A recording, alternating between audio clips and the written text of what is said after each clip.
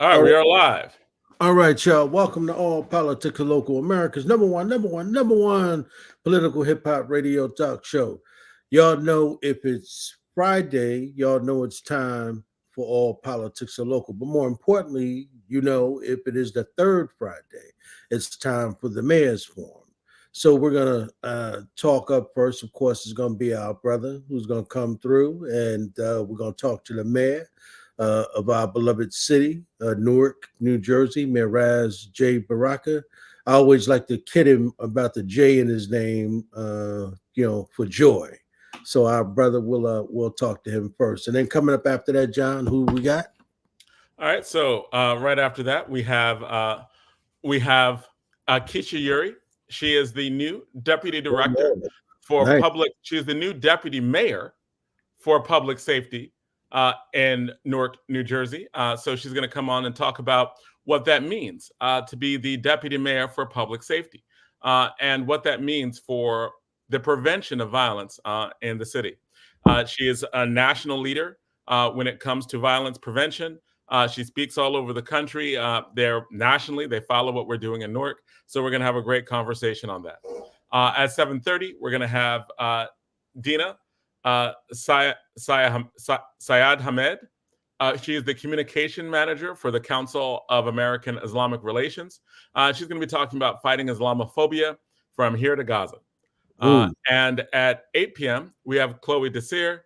She's the organizer for the Ironbound. She's the an organizer and the for the Ironbound Community Corporation, and she's going to talk about what it takes to fight for environmental justice for all. A lot of times we don't talk about environmental justice within our communities. The Ironbound Community Corporation has been doing a lot on environmental justice for Black and Brown people for years, especially when you're talking about what the disparities are, the cancer clusters that form. So there's going to be a lot of good conversation there as well. And of course, at 8:30, we're going to have DJ Rhino and the state of hip hop. There's a lot to talk about there going on as well. So we have a full show tonight. That's going to start off with the Mayor's Forum, and that's our rundown. Ed? So, Ed, this is the first time me and you have been on for a little bit because when I'm traveling often and you're traveling, you're doing different stuff. So this is one of the few times we are both on at the same time. And right when I say that, my brother is off the air. So we're having some technical difficulties on that end. But we're all coming back on to complete a really good show. I really like all the guests that we have on. And the different things that we are going to talk about. So, Ed, you jumped off for a moment. What's going on with you, man? No. We had a power surge, brother. Sorry about that. Okay. Every now and then, when too many people, I guess, get on in the building go to boop boop. You know what I mean? All right. Well, that happens. That happens. Everything. So, how you doing, man? I'm good, man. You know what I mean? I see Zaid in the back. I thought Zaid was supposed to be off tonight. Zaid was supposed to be off tonight, but there was a thing going on that Zaid will talk to us about. Oh, okay. What's up, yo? Mic check. We good? Zaid, you're still getting the echo that you have when your mic is on? Like everybody else echoes. You still doing it? So when your mic is off, we just have to make sure that we that our mics are off. All right, Zaid? All right. Okay. I don't know what's up with that. Okay. All right.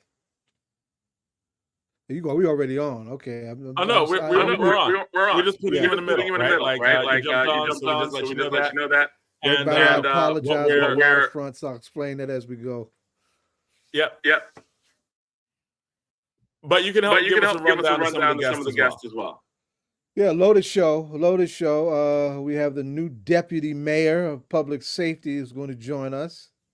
I'm going to stop there because I get too possessive for obvious reasons, and I don't want to be too subjective. That's good. Right. Who's going to join us after the mayor, and we have first time with us. She was supposed to be with us when we did the show dedicated to Imam Hassan. Dina Sayedahmed from the Council of American Islamic Relations, or CARE, New Jersey. is going to join us for the first time. Strong voice that addresses Islamophobia and how that plays out legally. You know, they're kind of like the ACLU of Muslims, right? Interesting. She's been quite busy, obviously, with the spike of Islamophobia in the face of what's happening in Gaza, and was very vocal also about the integrity of the investigation surrounding Imam Hassan. Sharp young sister, very proud of her. After that, another young organizer was going to be with us for the first time, Chloe Desir. Chloe Desir is the organizer, is the EEJ, or Environmental Justice Organizer, for Ironbound Community Corporation. You know, we know ICC is a legendary Newark space, one of the pioneers of environmental justice. This is one of their young organizers really beginning to come forward in her own right. Who do we have after that? Well, we have Rhino after that, correct? We have Chloe Desir, the organizer for the Ironbound Community Corporation. Right. And then after that, DJ Rhino. Right, that's right. Latest in the land of hip hop, right? Load the show, y'all. Let's ride. So let's talk about the what's happened in the last few weeks. I know that there was that Newark was really reeling from the death of the imam. And what has and have there been any updates on that? I know we dedicated an entire show to it a few weeks back. I know that we have been talking about that a lot, right? Like I know, Ed, you've been talking about it. Zaire, you've been talking about it. There have been a lot of work done. What do we know more about any of the updates that are on that? I really can't say from my perch of anything decisively new. There's some rumblings about how this and who could be responsible for this, but I'd rather not say something like that unless I had more specifics. I don't want to speculate. And direct, I'm gonna call the director Eure, deputy mayor Eure may be able to tell us more. But one of the things I will say about that is that, and this is one of the reasons why I wanted to bring Dina into our space, is that when it first went down, very shortly after it went down, Prosecutor Ted Stevens said, "We don't think this is a hate crime," right? And her response was that they said, "Well, it's awfully quick for you to say that. How is it that you know that for sure, right? How do we know? I mean, why don't you just give your investigation the time it needs and deserves, and so we know that for sure?" And I appreciate her saying that because there have been other kinds of things that have happened in other spaces in New Jersey that are very questionable that approach what happened to Imam Hassan. There was an imam that was stabbed in a mosque in Patterson some time ago, right?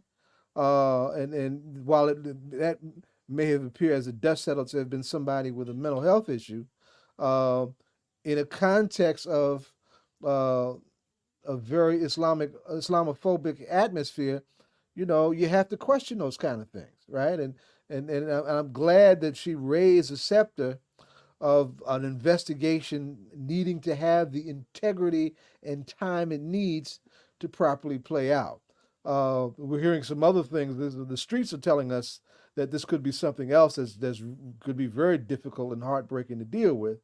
But time will tell. Let the investigation play out. What should also be appreciated that as we rightfully came together for the imam and all, that's our old mosque, right? I don't get too possessive about that right now, but you've heard me say a number of times, that's me and Ed's old mosque.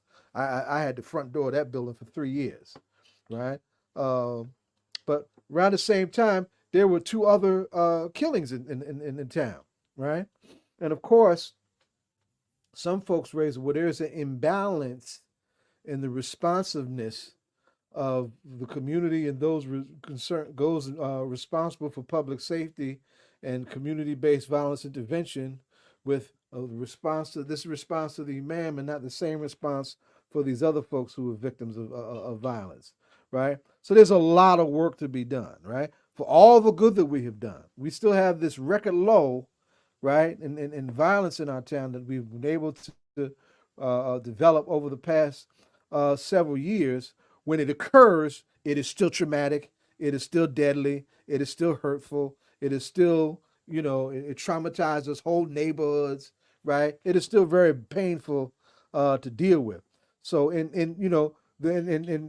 just left the man. He's just coming in now. And I think we'll use this as a segue to bring him on. I just left a strategy session, right, to bring, to level out how we're servicing and responding to this issue as it is beginning to pop up in places other than where we had to work so hard to bring it down, right?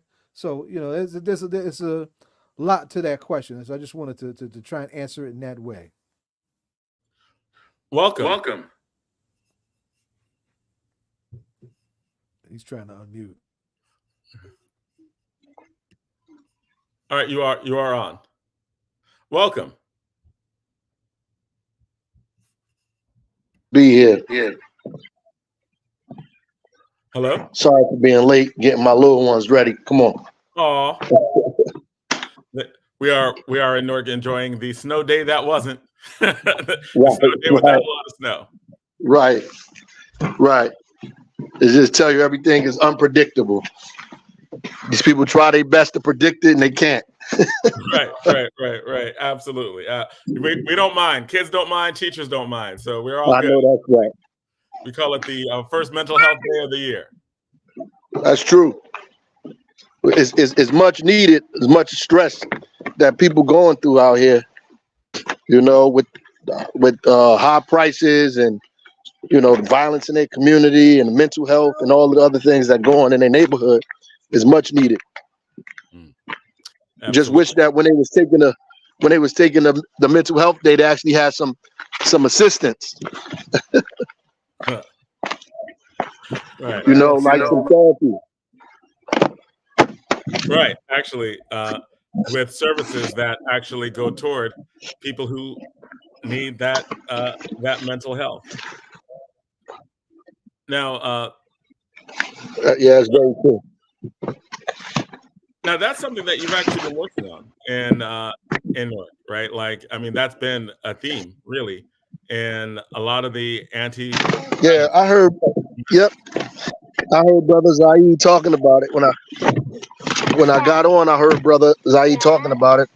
That's right. Just trying to really put together these, this ecosystem, so that we can respond to this stuff the way it needs to be responded to. That's all, to provide the kind of services that's necessary, particularly for people who don't have access to these services normally. That's important for us to do, especially when you got the resources to get it to happen and get all of these organizations together, and so we could coordinate it in such a way that people can benefit from it. In other people's neighborhoods, they can make a call, spend a little cash, and send their kids somewhere where they can get the services, or themselves they can get all kind of extra services that we just don't have the finances to do. We got to rough it with our kids in our neighborhood and pray to God they don't get themselves in no trouble, and having to deal with all the stuff that we have to deal with. And we kind of pride ourselves wrongly off of being able to handle things that we can't handle. You talked about an ecosystem and changing an ecosystem. I don't know. And and Zaid, you could actually jump in on this too while the mayor's getting together. Ecosystem. What does that mean? This is cute. What does ecosystem mean? And I've heard that term used a lot, right? And so people talk about an ecosystem that has to be changed. Oh, by the way, this is really cute. In terms of the it's just cute. So Zaid, ecosystem is a word that we use that links the different arms of a network of institutions, programs, organizations addressing a particular concern.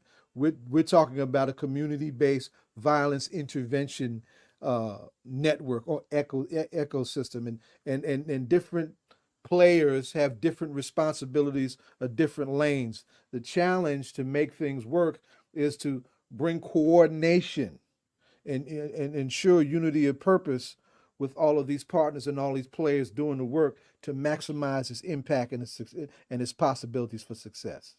That's what we mean by ecosystem. For example, No Community Street Team does safe passage work. They do high-risk intervention work, right? And things like that. We have a number of folks who just do mentoring of young folks who may be at risk, like Marco Massanis and MBK, for example, right? We have a school system that needs to figure out how to be a better partner in this whole thing, right? And because a lot of our problems come from our kids who are bringing their issues to school and are not being given the support that they need, right? So try and bring all of these lanes together in a coordinated way, so that we do better servicing the people that need the help to bring the violence down and to put folks on the pathway to healing. Yeah, I was trying to say, I think we got frozen. Yeah. I was saying that I heard Brother Zaid talking about it when I got on. Still, just provide resources and opportunity for people who don't have access to it. If we lived in another neighborhood, another community, people would just spend a few dollars and send their kids off to a program somewhere and pay for them to get the support and help that they need, or themselves. We have been just taught to tough through it and pray that they don't get themselves in trouble, and actually wrongfully pride ourselves on our ability to handle it. This whole idea of being hard, which really is, just a synonym for hiding under the distress, hiding the distress, and all of the things and the trauma that are destroying our families and community, and then it comes out in all kinds of deleterious ways that we can't, that we act like we don't understand. And so it's important for us to provide the services to get into that, which is why we have to spend money for it. And people don't understand why you're spending money, but that's why. Because we in communities that don't have the money to spend on things that other communities usually spend their money on to get their families correct. So if there are people going through a mental health crisis, and often in many communities they call the police, and we've heard about a lot of bad things that happen when that happens, right? Like especially to Black people, to Latino people, right? Like we end up getting killed, like when those things happen. We end up even before that, because the first sign, police are called, and then they may not be equipped to deal with it. Other communities, they make calls. What's different in Newark, right? Like when there are a lot of things that are in place in Newark, what's different with that call? Who do people call in those situations? Well, right now you can actually call the police now, and they know how to access, other organizations, but you can call, OVP as well, and they can respond. But the police, know how to call other organizations to get them involved and engaged in this. Does the Office of Violence Prevention have its own hotline, have its own number? Do they have what? I couldn't hear you. Like their own number, their own way to get in touch. Yeah, absolutely. I just don't know off the top of my head right now. On 17th Avenue Precinct, they have multiple numbers that you could call. There's social workers at every precinct. In fact, you can call the precinct and ask for the social worker as well. Licensed clinical social workers at every precinct. But the reality is this is not like, just like in a simplified way, so people understand what this really is. It's not like an academic lesson. At the end of the day, like our community has been traumatized for many decades for many reasons, right? The trauma of, not being able to take care of yourself and your family in these communities, the trauma of losing loved ones and being in an environment where people are being engaged in violence or murdered or killed or dying in and around you, to be around violence consistently, whether it's the violence in your home, or violence that's happening in the community, or violence in the school, whether it's physical violence or emotional violence, which is usually a response to the things that are going on in your neighborhood, in your community, and in your life, right? Not being able to pay the rent, right? The threat of being evicted, not being able to take care of loved ones, kind of issues. A man not being able to take care of his family or himself. You come home from incarceration and not being able to deal with the work, what the world is offering you, and not having outlets to address some of those things, right? And not being able to redress that with employment, with support, with help, with therapy, usually results in what we see, right? All of the time, whether your parents are on drugs or whether you're surrounded by drugs, all of those things are affect us. And some communities, they have traumatic issues, but less than that, but also have help and support for that. Like there's people that they can call, and those things cost money. And you can't get mental health services through Medicaid and Medicare. So you can't pay for, poor people in America can't pay for mental health services through Medicaid and Medicare. And so those things are not provided for you. And so you usually are toughing it out on your own. And when you call law enforcement that's already afraid to come to your neighborhood, when they get there and somebody seems to be responding in a way that's not normal or scary, and their first response is pulling out their gun, which is probably the response in the first place. So these are the things that happen to us. And so we have to put all kinds of things in place to, one, not get murdered or killed out here, but also to, interrupt this kind of cycle of violence and trauma that is happening in our community. We have to address it as public health, because that's what it is. It's a disease, a sickness that comes from a society that has dismissed you.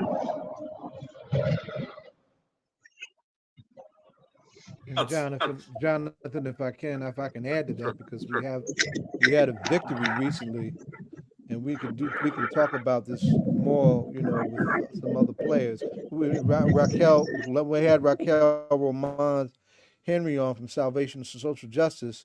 We were gearing up and for a push to get Governor Murphy to sign what we call the Seabrooks-Washington bill, right? He has since signed it, and that is an emergency response mental health crisis bill that is to put together some pilot programs for community-led emergency response teams to people when they are in mental health crises.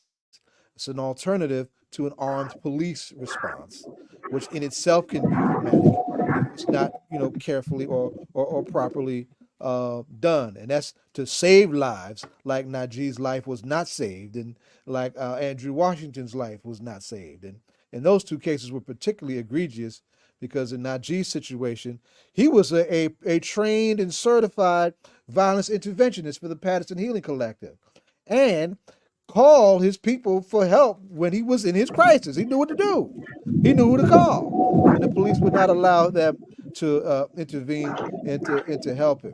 Andrew's case, Andrew had a track record of encounters with the emergency medical system because of his history, right? They knew who he was.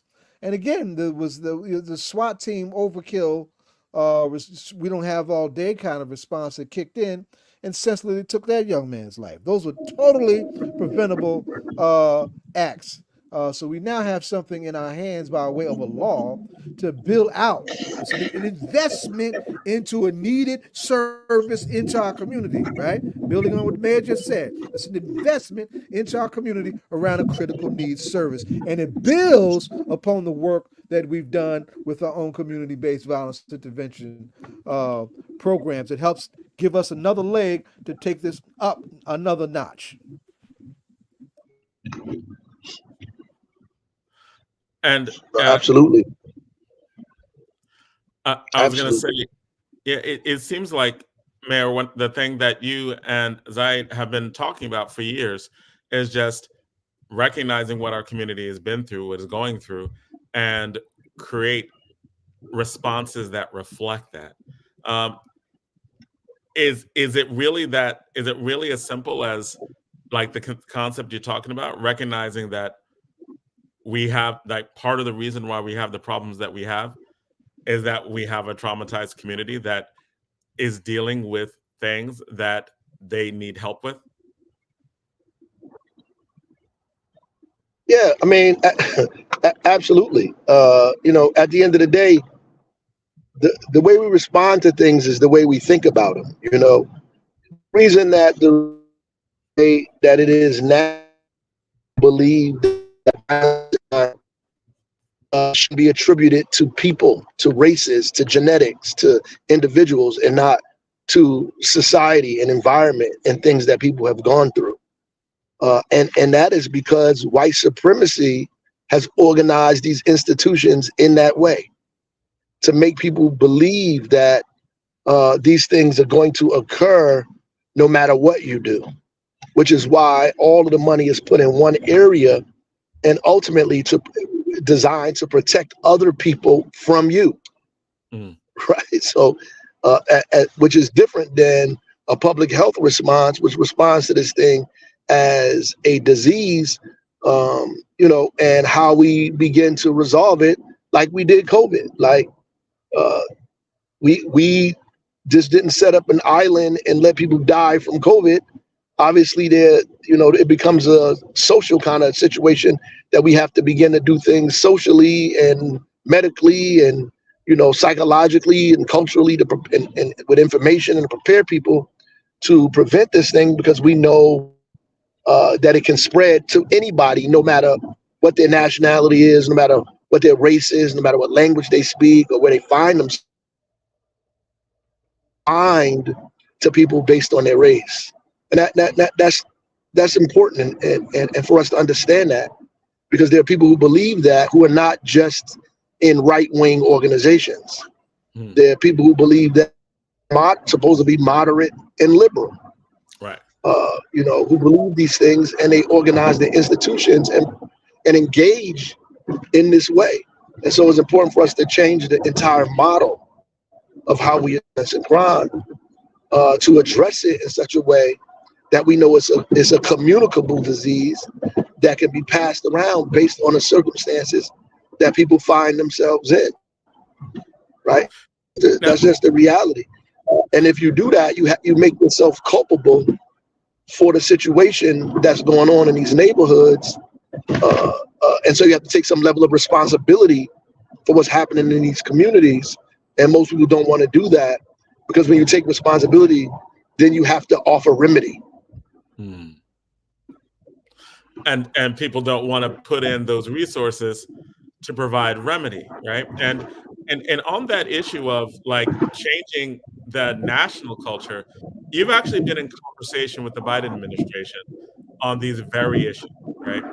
How have those conversations gone with rethinking the way we look at public safety, public health, and violence prevention? I mean, they are moving in the way that they think they should move. I mean, and they're giving money and they're doing all this other stuff, so it's good. But I think really the discussion should be about what we're doing and about us. I mean, the Biden administration, that's great. They should give money.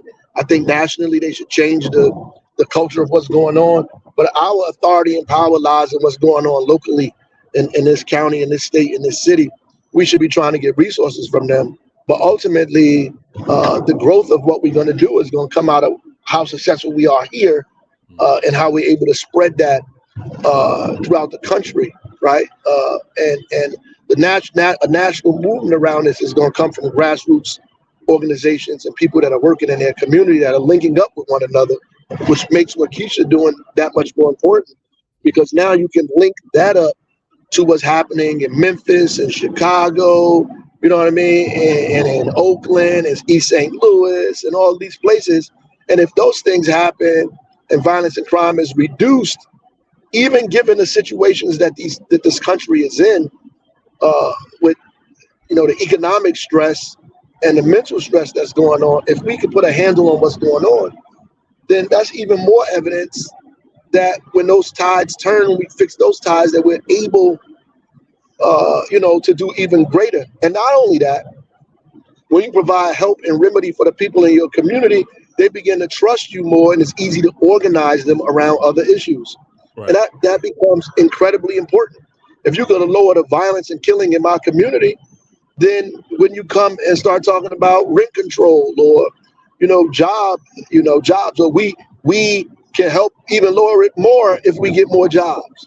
We can lower it more if we change the curriculum in public schools. We can lower it more if we give people more health care, if we get child tax credits, if we get earned income tax credits. We can lower it more, if we get rid of inequity and that there's more equity and justice in our community. That's important, right? Because if you can't meet people's basic needs, then you can't organize them around anything else. I think the Panthers then understood that at least you had to feed people first. Because if people are hungry, then they're not thinking about organizing anything else, but just a way for them to get some food in their belly. So in our effort to reduce violence and crime, we got now to the self class, like in these places, to teach people why violence and crime is happening and how they can help reduce it in their community and what they need to be advocating for politically and socially to change their conditions.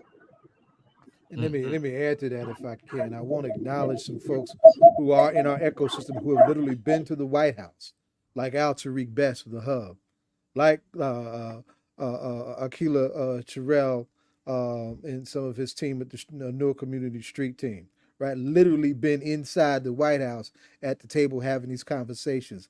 Like Maria Lopez Nunez, who's not going to be on, but one of her young organizers is going to be on. Right, she's also on one of the president's advisory council. Now, whether or not the president takes the advice is another thing, right? But to the mayor's point, the work that we are doing and the success that we are having is a conversation that needs to happen, right? That needs to be supported so we can address the other ills that he's talking about. And I gotta, of course, shout out and build on this comment about the party. Black Panther Party has 62 community survival programs. The most feared by the government was the breakfast program. Feeding Black children had the FBI and the national security state apparatus of the United States government in fits. Feeding our kids. And it took that kind of shame and fear to lead to the beginning of food programs in schools. And it started in California under the leadership of Willie Brown as a consequence of that. So, this work is truly groundbreaking work, and it can change the whole conversation about who we do. And I should say this too, that, this is 2024 now. We're starting to move into primaries and this kind of stuff, right? What we're able to do under Old Man River, Uncle Joe, or whatever y'all want to call this guy, right? Ain't gonna happen with the other guy at all, right? He'll take us backwards clearly. So I just want folks to understand that there's some, details matter, conditions matter, degrees of separation matter, right? And then to be judicious in how we move in this critical period, even though somebody is truly disappointing us on another front that we'll talk about later on in the show.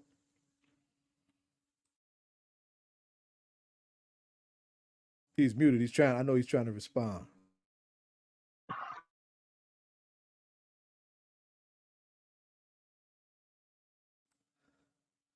Mayor, you're muted, Mr. Mayor.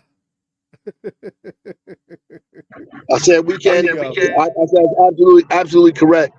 We can never be guided by anger. We have to be guided by strategy. People gonna piss us off all the time. Ain't no one of these people gonna piss us off. Everybody you put in there is gonna do something we don't like. Probably 3 or 4 times. You know what I mean? I don't know anybody that's been in there yet that hasn't done something that has turned our stomach. But at the end of the day, we in this for a long haul. It's a protracted struggle. This is not about today. It's always about tomorrow. And so it's important that we keep our tomorrows alive, because our kids have to live here tomorrow and the next day. You know, and that's how we always have to think 3 steps ahead of these people. I mean, they're relying on the fact that these guys are going to do things that we don't like and that we stay home or not participate. But they ain't never going to do everything we like.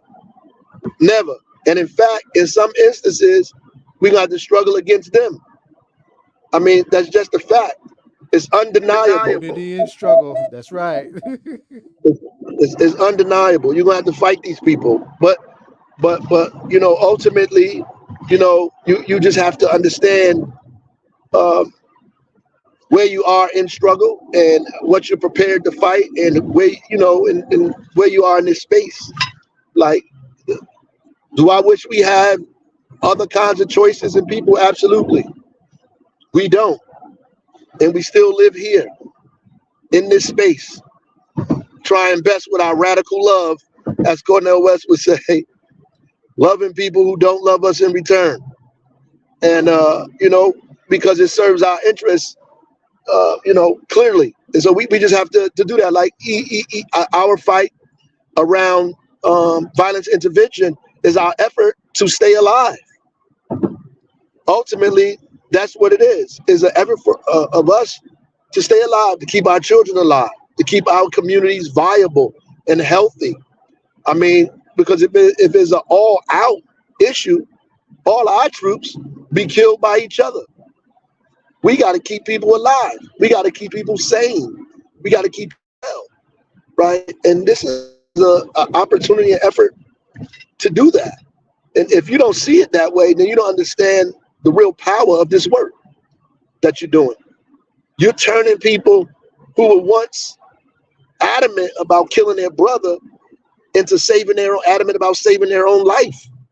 And when they find out who their true enemies are, the same energy they had against their brother, they'll definitely have that against their enemy once they want to preserve their own life. The reason that people are shooting each other this way is because they don't care about their life. When they begin to care about their life, then they want to preserve it. And then they try to figure out, why is their life in jeopardy in the first place? That's really at the base of all of this. Why is my life in jeopardy? How come I come outside and my life is different from everybody else's? Like, why do I have to go through all of these things that nobody else have to go through? Why can't I get a job? Why my education is the way it is? I run into kids on the street. They say, I'll stop hustling if I got a job that pay me $20 an hour. Then I have to respond to them and says, do you have the skill that can get you $20 an hour? No, because the schools haven't prepared you to get the skill so you can get $20 an hour. But we can figure out how to do that and train you to keep yourself alive and out of trouble, so you can do this and not rely on a game that was created to murder you. Because there's no winners in the game that you're involved in. It was designed that you die. Either way, either you die in prison or you die on the street. That's what it was designed for you to do. That's it. Dead end street. That's right. Dead end street. That's what the old heads used to say. Dead end street. I think you're right on point, man. That sort of reminds me of at one of the men's meetings. I know you're going to recall that when the alarm went off, and one of the things you were talking about was how the system was operating exactly the way it was designed to operate, right? You know, and when you everybody to stay in place, right? Let's just stay in place. We're here to organize. I think one of the things, you know, I think about, man, you know, when you talk about that from our perspective, right? Because I remember you used to always talk about culture is a weapon, right? You know, and for us, you know, most of the brothers, you know, most of the brothers and sisters in our community don't really have the cultural reference to come from, right? In order to get to that level of peace with one another, right? So, you know, that's why when we talk to some brothers and we say, hey man, we instead of calling each other niggas, and we try calling each other brothers, why would we want to do that, man? You know what I mean? Niggas, you know, that I'm cool with that, man. I'm cool with being a nigga. I'm like, what? like but that is something that has come from what they like to call culture, really come from hip hop, right? That's been used in music as opposed to being used in the conscious community, right? And I remember Minister Farrakhan having said some years ago that if we remove that word nigger from the lexicon and began to call Yeah, I mean, well, You muted, Ed. yeah, I got the culture. The culture is a weapon from Amilcar Cabral, the weapon of theory, and really it's just about education, cultural information, and having a connection to who you are and the conditions you're in. That the culture is a weapon. It could either be used for you or against you, and our culture has most definitely been used against us. It's been co-opted. So this country has been experts. Like, so for example, Zahid said the breakfast program. So we just do the breakfast program for everybody. And the reality is because they have the capacity to do that. So we'll have our own breakfast program. And the people are going to send their kids to our breakfast program because it's larger, more organized, and is attached to the schools. We're just not going to talk about the things they talked about at their breakfast program, right? So that's right. That's what happens, right? And so hip hop, when it began, was the drum for us. Right. My father had a he used to say that the drum was our first in blues people when talking. Our drum was the first communicator. And the funny thing is, like, they was beating the drum and we understood what the drum meant. He said now people beat the drum and then somebody sent a message back saying, I don't understand what you're trying to say. So the reality is we can't communicate because we don't understand what each other is even talking about. Right. So we out in the field lost. We can't even communicate with our commanders and our captains and our sergeants and chiefs, because if you out in the field and you can't communicate with your base, then you just lost. That's right.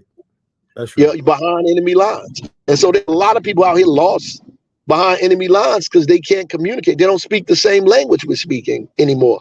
We just can't understand what's going on. They've co-opted hip hop to talk about something totally different than what we were talking about in the first place, right? And when we don't understand each other's language, sometimes we think we're saying something different when we're really saying the same thing, and we at odds about things we shouldn't be at odds about anyway. Right. That's exactly what's going on to me out here. And these young guys, they don't. I mean, and some of them not young. Forgive me. They just folks don't have the same information and the same cultural upbringing. They were isolated and imprisoned by backward culture, retrograde backward culture designed, to brainwash and turn them against them own selves, and it's clearly working, right? Yep. Even people who call, I was looking at Tamika Rap Mallory page and somebody else page, and I watch all of these people getting on there, tearing her down and tearing all these people down, and I'm saying to myself, what the hell is going on out here? Mm-hmm. You know what I mean? Like, there's so many people to be against, and so many issues that we have to be fighting, and our enemies are so stacked up. How do you find time to follow these people and berate and tear them down when they are doing what they think is important or right, whether you agree completely with them or not, to get us towards freedom? Right. It just doesn't make any sense to me, and it's just happening all over the country, and Newark and everywhere. Why are you attacking your own allies? Right. Like, it's so ridiculous, and it's really more, just the level of misinformation. I was, and the last thing on this, I was reading this thing, the World Economic Forum that I look at all the time, and they said the 5 most dangerous threats to the world in the next 2 years, not 10, 2. Number 2 was weather and economic disaster, weather and disaster and climate change. The first one was misinformation. I thought that was really crazy. They said misinformation and disinformation is the #1 threat to the security of the world in the next 2 years. Said there are people who are purposeful and deliberately putting out information through AI, through social media, through other things that are starting civil wars, and destabilizing populations and countries on purpose, that are causing larger wars, that are creating the situations that we see, with the migratory crisis around the world and all of the economic upheaval that's happening through just misinformation. And so you're like, we're arguing with people who aren't even real. Like, we're arguing with people who just want us to argue. No, we're arguing with people whose objective is to destabilize you. That's their objective. Some of us are straight auditioning for the next reality TV show. The media came up with this thing to glorify dysfunction, right, and make it fashionable. Right. Some folks are getting paid to share their dysfunction, right? And so social media has become this place where instead of building each other, can you imagine what Marcus Garvey and Malcolm would have done with social media? As organizers, can you imagine that? Right? Can you imagine what your father, Amilcar Cabral, would have done if they had this? It wouldn't be, it wouldn't be name calling. It wouldn't be finger pointing. It wouldn't be showing off. It would be change the world. Right. No, absolutely. Not wasting time. But what they don't know is what the folks said in the World Economic Forum is that they're playing right into the hands of these folks who are purposely and deliberately feeding people misinformation, like deliberately, creating riots in communities and rebellion and craziness purposefully. And that's the function. That's the functionality of fascism.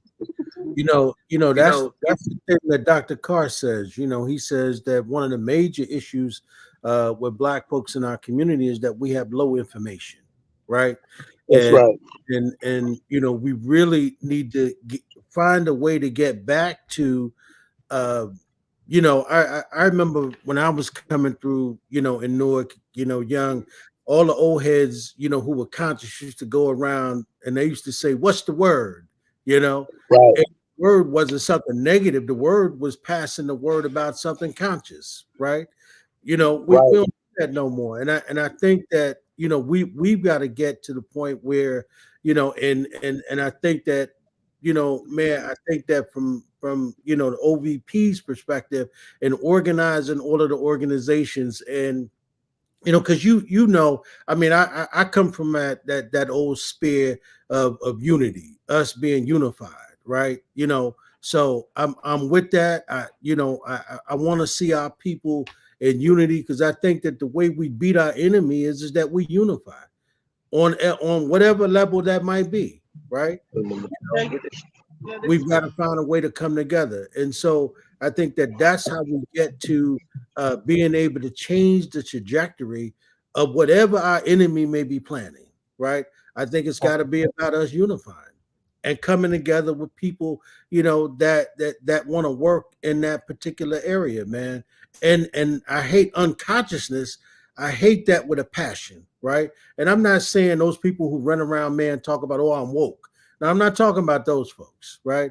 I'm talking about those folks who claim that they have a Black political reference and really don't have no Black political reference at all because they're doing everything they can to defeat our people by not trying to help us unify one another.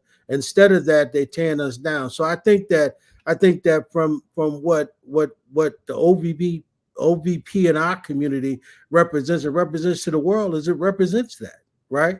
Because it takes those people who were out there and organized them in that fashion. That to me is what's beautiful, man.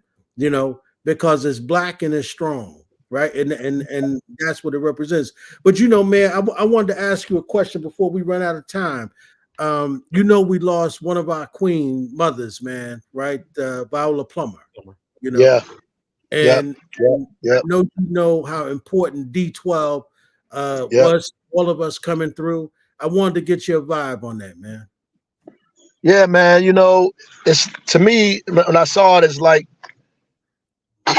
just like remind you that we are in a different era.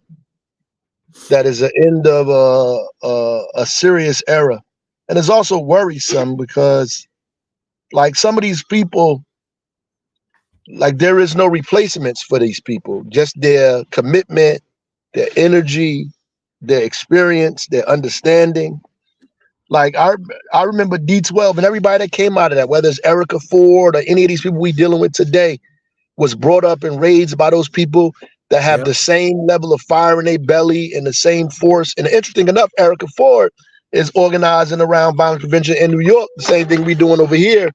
Because she also understands that we can't fight nobody with dead people.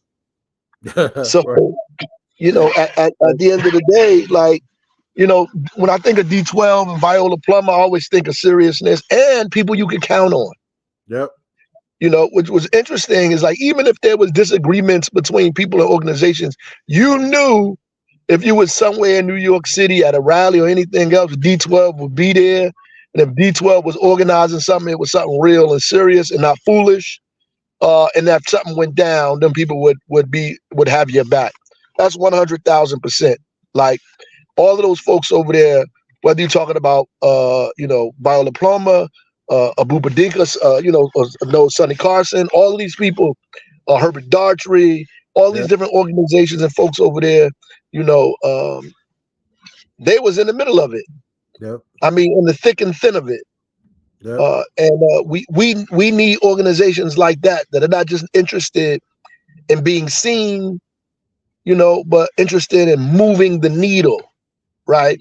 And putting pressure on the right people to get things done for folks in our community, right? And so that's a huge and enormous loss for New York State, but also for the movement, in general. Absolutely. Yep. And you're right, man. We are losing these people, and they're leaving the field. I think that one of the things I'd like to see, and this is something I'm talking to Rakia about now. I want to see unity without uniformity began to get these people's stories on record, right? Because what she did with Obupadika in terms of starting the D12, right? We don't really have the blueprint, right? And I think that we need to record that because that information, right, has to be there. And that was one of the things that I talked to your pops about, man. And just before he went home to be with the Lord, Amiri, when I saw him downtown for the last time on Broad Street, he said, "Ed, when you come into the house," I said, "I'm coming." And we had talked about recording and putting that stuff together. And when I saw that with Viola Plummer, I was like, wow, we missed another opportunity, right? And here's an 86-year-old mother leaving the field, and we didn't record her. And I thought about one of her daughters, and I said, we still got Erica Ford around, and we've got to begin to talk with Erica and talk about what lessons did she learn and try and put those things together, because all of that information, right, these folks are leaving the field with. And we've got to hold on to them, and we've got to be able to pass that on. Because remember, we didn't always have books and all of that. What we had we had folks talking to us and passing that word on, right? Passing that conversation on. We're not necessarily doing that anymore. I think we lost. Right. Let me just add this, because I work with Viola closely for years, done personal security for, been to jail, putting myself between her and the New York City police. Several things that I definitely need to say about her, and I shared a statement that I wrote for her just now, so everybody could see it. Her homegoing service, by the way, is going to be on next Saturday at 3 o'clock at the House of the Lord Church in Brooklyn.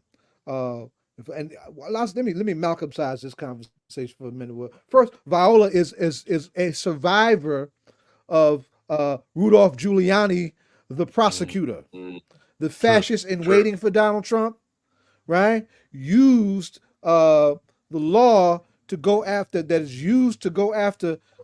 gangsters, to go after organizers. Viola survived being prosecuted like that, right? That's right. And it was out of that they created the December 12th movement. That and responding to gun violence in Brooklyn, right? Those are the two driving forces that led to the creating of what became the December 12th movement, right? In the last 35 years, you can't talk about a major development around the fight for the integrity of preserving Malcolm's legacy without Viola Plummer. Save the Audubon fight. Us marching from 125th Street to the Audubon Ballroom and rumbling with New York City police and turning around that community board in that community, right? Who was out front for December 12th? Viola Plummer, right? When Spike started talking about doing that Hollywood movie, we knew we couldn't trust his behind, right? Without checking him first, right? We rallied at African Square. We put together a united statement and petition, paid Spike Lee a visit. Who was out point? Viola Plummer, right? The shutdown of 125th Street every May 19th for the last 30 some odd years in a row, right? The commercial moment of silence, we're calling it now to make it more euphemistically friendly, right? Starts with December 12th movement under the leadership of Viola Plummer. The fight for reparations coming out of New York, nationally and internationally, with the December 12th movement, national, Viola Plummer, down front on all that. She was a major freedom fighter. Somebody called her Queen Commander somewhere in social media land, and I said, quite frankly, I loved it because she definitely had it like that. Very proud to have served under her, and we should be thankful that we had her for 86 North American winters in the wilderness of North America. I know that's right, bro. We're gonna run out of time. Let's get a man, the last word. No, I appreciate the discussion, man. It's right on point. I mean, just the anti-violence work and the kind of synergy between that and what's going on in New York. Viola Plummer, Erica Ford, the anti-violence work they're doing over there. In fact, Keesha Eure and Erica Ford work close together to make sure we reduce violence. As I pointed out, how even the December 12th movement was created, trying to stop violence in Brooklyn. At the base of this thing, really trying to educate our people, give them the information, the cultural support, so they begin to understand that they're not their own enemies, and the conditions that were created for them to do exactly what they're doing, killing off each other, and that our folks have been trying for decades, centuries even, to keep ourselves alive, whether we jumped off of slave ships or ran away and tied rice in our hair or cooked hush puppies to keep the dogs off our tail. We did whatever we could to stay alive long enough so we can organize our own schools. We can organize our own churches, organize our own fraternities, write our own books, start our own stuff, be more self-determining, and force this country to be more democratic. And everybody has benefited from that struggle. But the first thing we have to do is keep ourselves alive. Yep. All right, dropper. Thank you. All right, man. Thank you, my brother. Yeah, I like the conversation he had around misinformation. Because I think that that's something real, and I think that it happens more than we realize. We end up sharing a lot of stories that are false. We end up looking at stuff, and we catch each other. I'm guilty of it. I know that I remember there was a picture of LeBron James in a dress or something like that, and you were like, "What?" And I'm like, "Yeah, this is fake, man." But it's for small stuff like that that's silly. But also imagine bigger stuff. That is political. That was a COINTELPRO tactic to give misinformation to people and get them to kill each other, right? Yeah. But it's being magnified on a larger level now. So instead of sending pamphlets out, from one to the other, or letters, right? Because there were forged letters. They would have a letter that would be like, oh, it's from one leader, go into another, and they make it seem like someone's calling them out, threatening to kill them, threatening to kill their lives with forged letters. Imagine what they're doing now with electronic media, social media, when they literally can have people post stuff that they didn't post, right? I'm reminded of the Dave Chappelle skit when he talks about him trying to get a social media account, like a Twitter account. And he was like, oh, someone has his Oh, yeah, I heard that. Right. It was like, oh, and he was like going to do something about it, but he was really, really funny. Right. And all was good. And he said until he started, the fake Dave Chappelle started attacking the real Cat Williams. Right. At real Cat Williams, and Cat Williams started going in, and he was like, and the real Cat Williams was saying things that were hurtful to the real, Dave Chappelle, right? And so he was like, I gotta, settle this because he thinks I'm talking about him. He's saying bad things about me. Let me talk to him. So when he finally saw Cat Williams in person, he was like, yo, man, that's not me, on Twitter. And you responded, it's not me. And Cat Williams was like, I don't have a Twitter account, right? So it was two fake people dissing each other, and that kind of thing is funny, right, with comedians. But the reason why it's being seen as a worldwide problem is because it happens, like, it's being used to destabilize governments. It's being used to pit whole communities against one another in ways that will lead to violence, right? Like is going on in the United States. It's probably within our own elections and the way that we're being marketed to.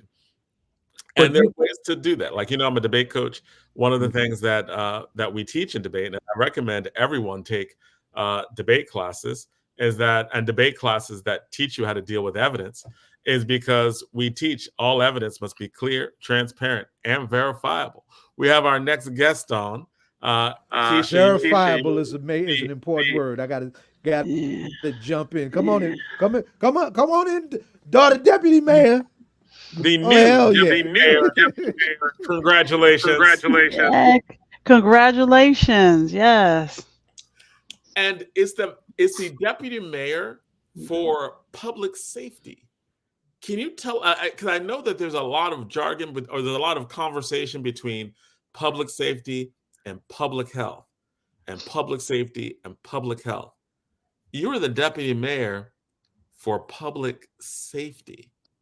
What does that mean in the context of the work that you do? By the way, first introduction, congratulations, Keesha Eure. She's the new deputy mayor for public safety. She has been working on violence prevention for many, many years as an activist, then helping to build the anti-violence programs in the city of Newark under the Baraka administration, getting literally an office of violence prevention from the Shani Baraka Center that dealt with domestic violence and dealt with pushing social work into the mainstream of what we do, to developing the Office of Violence Prevention that has its own building now, to being a national spokesperson for dealing with issues on violence prevention. The work that's being done in Newark, as was talked about in the last segment, is national, right? Like, the Biden administration knows about it, funds it.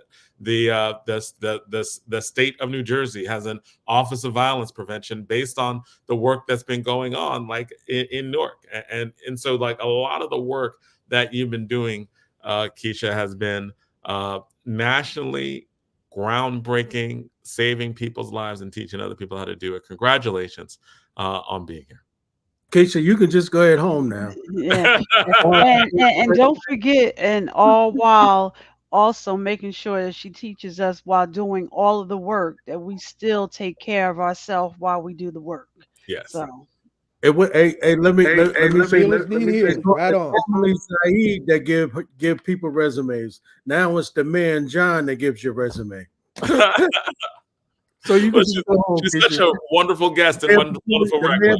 You have to make sure she's back. There before John, now John giving your resume, and Zaid is backed up off of doing it. So go home, Keisha. We don't need you. We can talk about you. Can y'all hear me okay? We can hear you great. Okay, it's a little low on my end, but thank you again. All politics is local. Thank you for always having me on the show. Thank you for always supporting me and always allowing me to report from any place that I am. Anything from 24 hours apiece to anything that's happening in the community to any of the shootings, robberies, stabbings, domestic violence. But absolutely, it's been a long time, been on the grounds for over 15 years doing the work. And so it certainly is a great honor, right? And me being humble and modest about it. Thank you so much, Principal Kafele. I see you with the congratulations. And the community and everybody has been so welcoming around it, congratulating me. Saying it's well deserved, a long time coming. And so that means so much to me. Being a deputy mayor for public safety means is deputy mayor for public safety and strategic initiatives. And so while we have been doing this work on the grounds for so long, now it has to have like real strategy attached to it. Right now, it has to be systems put in place and making sure that those systems are sustainable beyond just the times and beyond just us doing the work on the grounds. What is the 30,000 feet high? Because there's some national stuff happening. And I go and I travel and I go to get the information and bring it back. But it's just me being in the work, knowing that this is what needs to happen. And so this position means me being able to support the mayor a bit differently. He's getting calls from everywhere nationally about public safety. We've been able to, drive the numbers down once again another year, and having reductions in our homicides, and being able to do investment in this work. And so people are asking, well, what are you doing? How are y'all doing it? And as we talk about the organizing, the systems, the investment, and being able to work from a public health lens is all helpful in this process and didn't happen overnight. We are 15, almost 20 years into laying the groundwork for violence prevention, as you just talked about with Erica Ford and Viola Plummer. Like there's been people and pioneers who've been on the grounds. And so we've been able to have traction and being able to work collectively, collaboratively, partnership. The mayor took a huge risk when he did the Office of Violence Prevention and reallocated 5% of the police department's budget to create the Office of Violence Prevention. There are violence prevention offices in other cities. And like you said, we have a state office and a federal office, but no one is doing the dollars coming from the police, dollars coming through public safety. And so with him taking a risk, the reward has to also be there on the other side. And so it has been us working together. It has been, we got 30, 40 organizations. We were in the space today. We had a strategy meeting today. And we brought everybody into the space and into the room in the West Ward to talk about a West Ward strategy because the West Ward has witnessed increases in their crime and violence. So what are we going to do? How do we put investment? How do we put all our resources there? What are we going to do about a school-based strategy? What are we going to do about a high-risk strategy, right? All of those things. So we are strategizing, and like the mayor said, and like one of you said, where's the book? Where's the blueprint? So we are, looking to write the blueprint and be able to leave it so that it sustains beyond the mayor, beyond me, and that this is a machine that continues to do the work, whether I'm sitting in the seat or the mayor is sitting in the seat. Okay, so I know that a lot of the conversation that happened was about the difference between public health and a public health approach and a public safety approach and how they needed to work together. And I just wanted to put more into those terms because normally, I think the way you described it before is that public safety is police and fire and public health would be things more like what you were doing that dealt with like social work, care, right? Like you're a social worker by training, right? What is the reason to put you as deputy mayor of public safety when the background has been public health? What was the thinking behind that? Because we are public safety and we are public health. right? There's not the distinction. So public health, we are using a public health approach, right, to be able to improve public safety for the people. We're doing community-based public safety. We're doing community-led public safety. And so because most people always think, like you said, public safety is law enforcement, we are changing the narrative, and we're shifting the narrative and shifting the culture around public safety. We are a part of public safety. Law enforcement don't do this work alone. We are first responders as well. We're on the scenes. We're at the hospitals. We're outside at every scene as well. So we're first responders as well. We are engaging with community as well. We are, doing public safety work. We are closer to the issues and to the problems. We have relationship with community. And so we get to be a part of the public safety plan. We are doing an ecosystem approach where it's all of us together. But back when we had, when I was a part of and chairing and part of Newark Anti-Violence Coalition, when we first started to do the rallies was wasn't just about the awareness. It was about putting community at the center and making community responsible for public safety. That it wasn't for the police to solve what was going on. It wasn't for law enforcement to police our communities. We can police ourselves. We can police our own communities. And so it's given us more ownership. It's given us more investment. And ultimately, we want to be a part of the public safety fabric, and we are weaving ourselves into it. And we want to be an alternative to policing, not either or, but and. We get to do this together. So it's not public health or public safety. It's actually both. But me as the deputy mayor for public safety means I'm using a public health approach with social workers, with outreach workers, with victim advocates, with high-risk interventionists, with credible messengers. And so we're shifting the culture from trauma, which we have a city that is written with trauma, but, being able to forge some resilience in the community, building trust in the community. And so when you go to the police department, there's social workers there, right? And so it's not an either or, it's an and we're in this together. We're all a part of this ecosystem. We all get into the root causes. We can't arrest our way out of it. And we are putting in alternatives and different things that you can do in order to have an alternative to public safety. So it's not an either or. Public safety don't belong to law enforcement. It belongs to community too.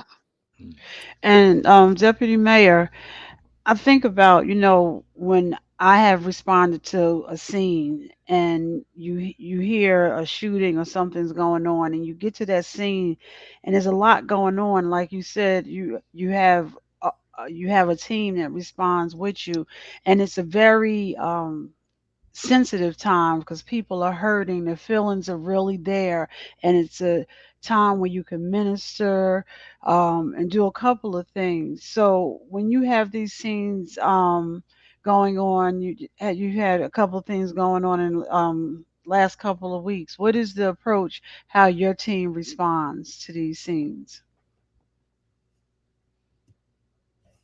So my team responds because many of us are a part of the community. We're from the community. We have been responding from a different place, right? So when we get to a scene, we get to say, hi, my name is Keesha Eure, Office of Violence Prevention. Is there a supervisor that I can speak to from law enforcement? And you say to them, okay, I'm here to support the family. Is there anyone here who can support, that needs help, that needs support? And then we ultimately ask law enforcement as well, are you okay? Do you need help? Do you need support? Because we know that officers have gone from scene to scene to scene, from job to job to job, working triple and double shifts, and they're not okay. And so how do we know that they're not okay? And how do we don't check? And so just being able to see like that other side. And when law enforcement is not all right, then we are at risk, right, to be having more our use of force cases, right? And to be able to have an officer that's not trained, right, to be able to deal with community. And so our presence from Office of Violence Prevention, Brick City Peace Collective, all of our 30 and 40 organizations to be more present, to show up at scenes. The officers actually look for us now. We actually get all the calls and notifications, and they ask, if someone coming from OVP, can someone come and help us with crowd control? Can someone help us at the hospital with the family? And so before, when we was doing this work, we were at odds with law enforcement. We used to have to, they wanted us to get permits to do the rallies in the streets, and we had to fight not to have to get a permit because the shooters didn't get permits, right, to shut down the traffic. And so, that approach and being able to be more visible, us being consistent, us being able to drive home the point, being in trainings together, why this is important, why community and law enforcement need to work hand in hand, is important. And so we know that the community had a huge issue with trust with police and law enforcement, with police brutality. And so we know we still have those issues. But ultimately, us having this position for public safety as a deputy mayor for public safety, us having all these organizations being funded, us having 5% of the police department's budget, my main office being at a former police precinct, all of those things, right? And so it's transformation at its finest. It is us transforming these systems right in front of your eyes. And so it's happening, and other cities are having a hard time learning and figuring out how is that happening. It's because leadership understands the importance of it. Leadership was on those front lines with us as we were declaring violence a public health issue. That's I think what you're talking about is amazing when you're saying that the police are now looking for the Office of Violence Prevention now, right? Like where they didn't before, and seen it as, because it's always mentioned as at odds with police, at odds with what they're doing. But you're saying that they actually need mental health help too, right? They actually need like concern for the way in which they have dealt and faced trauma, and police officers themselves are recognizing their own limitations, right? Like they actually need help with being able to like get people at the hospitals to prevent future violence, which makes it more safe for the community. And when it's more safe for the community, it's actually more safe for them. Certainly. Has that transformation happened in Newark with the police? Is this process? Because you're saying like no, they get it a lot more now than they ever did when we were working. Am I understanding it? You when you say that? Absolutely, they do. Like, we probably are not at 100%, but we're certainly better than we were. Law enforcement is getting the picture. They see us. They recognize who we are.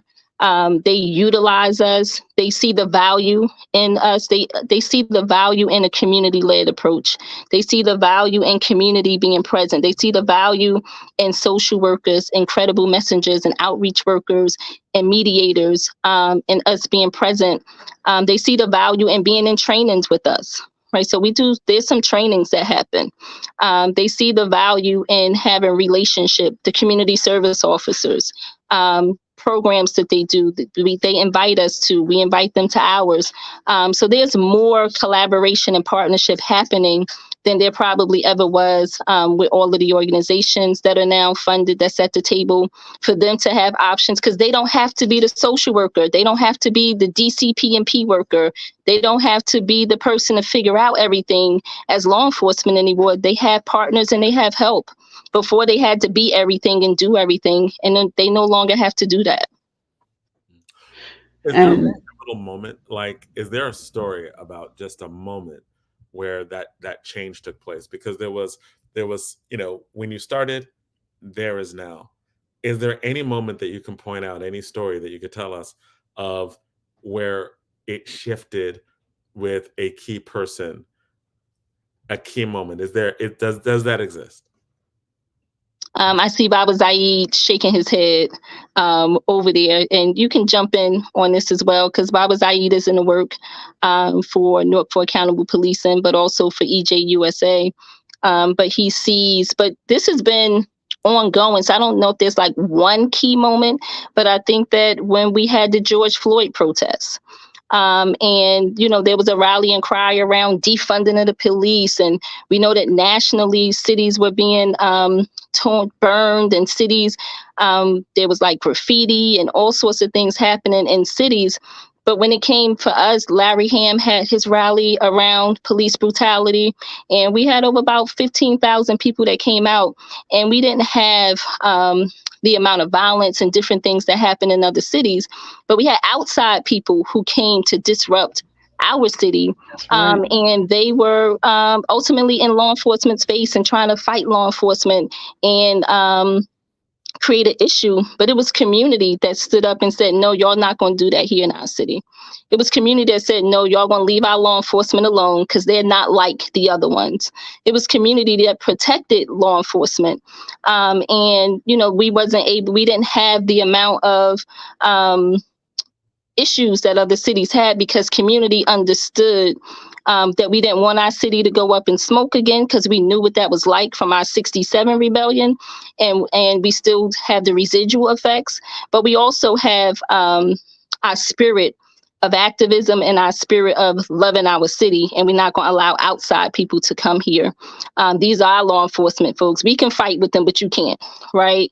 And so in that moment, that was one of the turning points that I know, where we can see physically that community stood up for law enforcement, and it forged a bit more of a relationship. And there was the other scenario where we had 2 law enforcement officers that had gotten shot. And it was community that came in, our partners, to help to secure the scene with law enforcement, to evacuate the building, to provide food for the community, to do crowd control, to try to help find family members of the shooter. And so it was law enforcement and community working together when we saw a SWAT team, the FBI, all sorts of, militant law enforcement that came into our city when 2 officers had gotten shot. But it was community that banded together too. Our community-based organizations was at the scene as well, doing mediation, doing conflict resolution, doing de-escalation, doing crowd control, being first responders as well. Have those things been written about? Are those things written down anywhere? Probably not as much as it should be. So I would say it needs to be documented. Those stories need to be heard. I think that when we had the George Floyd piece, I think that there was some people writing about it where we didn't, where police didn't harm or didn't shoot or didn't do anything to community. But that community-based response, or that community response, is not recorded, or at least is not recorded as it should be. So on page 15 in the corner of the paper. Hey John, I wanna surprise Keesha with one of her mentors who I just text. She's not expecting it, but one of the greatest freedom fighters in our community. We're gonna surprise Keesha right now. Baraka! Nice. That's my comrade. I can't hear. I can't hear. Can y'all hear me? Can y'all hear me? Can y'all hear me? Congratulations. I can't hear you. But congratulations. Sending you much love. You deserve everything you get, and you put into work, and you're ready for the job. I love you. I'm always here to support you. Because I can't hear nothing y'all saying. Hey, Erica, I'm super excited to see her face. We were just talking about it. So yes, that's a huge surprise, Ed. You did a wonderful job surprising me. Love Erica. I love you too, Queen. Peace. Let me about that Queen real quick. Let me tell y'all something about Erica. Erica is one of the Cubs out of the December 12th movement. Look who's in my background, all excited. Who's that? Is that Dawn? Yep. Peace, family. Yes, man. We see you, daughter. Assalamu alaikum. Walaikum salam. My heart just exploded with seeing Miss Erica Ford. I'm like a big groupie. Like every time I see her, it's like, oh my God, that's Erica! Like she's like the queen mother of this work for my generation, and I am honored to be able to be assisting my new deputy mayor in this work. I'm just grateful for this time in history. So I'm super excited. I love y'all all. We love you. We love you too, Love you baby. Now, more. about Erica very quickly because we run quick up on time. We got another segment coming up, and I want folks to know who Erica is, right? Erica isn't just one of Viola's cubs, right? Erica was our point person in New York City for the epic Million Youth March, where we had to do hand-to-hand combat with the New York City police under Rudolph Giuliani. Peaceful day, beautiful day, right? And that fool attacked us, and we had to defend ourselves. We beat their behinds on the street, and we beat their behinds in the courtroom, right? Now, off of that, Erica creates something called Life Camp Incorporated, right? It's one of the oldest violence intervention programs in the country and one of the first major models, right? And it's better than 20 years now in with that. And I'm saying I really want to lift Erica up in the shadow of Viola's new ancestry, because also Erica had to step away from her work for her own health. This is heavy work. Even when we're successful, it is still heavy because it's based around trying to heal people from trauma. Trauma often in the form of people losing their lives. And we're carrying our own trauma, and we're carrying their trauma too, right? So it demands a lot from those of us who do this work. That's why some of us are so loud about the fight for institutions respecting our work in a very credible and professional way, because they're not doing that. They're comfortable in their suburbs and all of that. They're not doing that, right? But these are our people, our families, our community, our lives, and we take it this serious. And trauma is that real. It's that real. So, and for all the champion that my little sister is, she's been carrying all that work, and it has affected her health, right? So we calling on all the healing energies in the land of the ancestors in the spirit world and this world too, to come down and help that queen heal so she can come back to us, right? So I just wanted to lift her up in that way because she deserves that. She's a very special comrade, and I love her dearly. In the beginning, I did say one of the things that Deputy Mayor has been very vocal and purposeful is telling us, yeah, do the work, but also take care of yourself. I can remember, wow, when you did that first seminar over at a school on trauma, and you were teaching us how real trauma is, and from some our body protects us. The first thing when things happen, adrenaline kicks in, but once this adrenaline wears off, you begin to really feel those feelings, and it's real, and your body can go through from a whole list of um, from emotions to physical ailments, because it, like you just said, Baba Zaid, that it's a work, it's hard on your body, and putting and taking time to take care of yourself is really real. And Deputy Mayor, if you could just speak to, because you're very vocal about that is a part of your message. While you're saying we're going to do this in the community, you're also saying we're going to take care of ourselves as well. You know what? I wanna tell you, Erica sent somebody else by that want to come and surprise you tonight. She let me just go on and put the brother on. Hey, congratulations. What's up, everybody? Can y'all hear me okay? Yes, sir. Peace, my brother. Peace, brother. Peace. No, We can hear you well. I'm obviously in the car.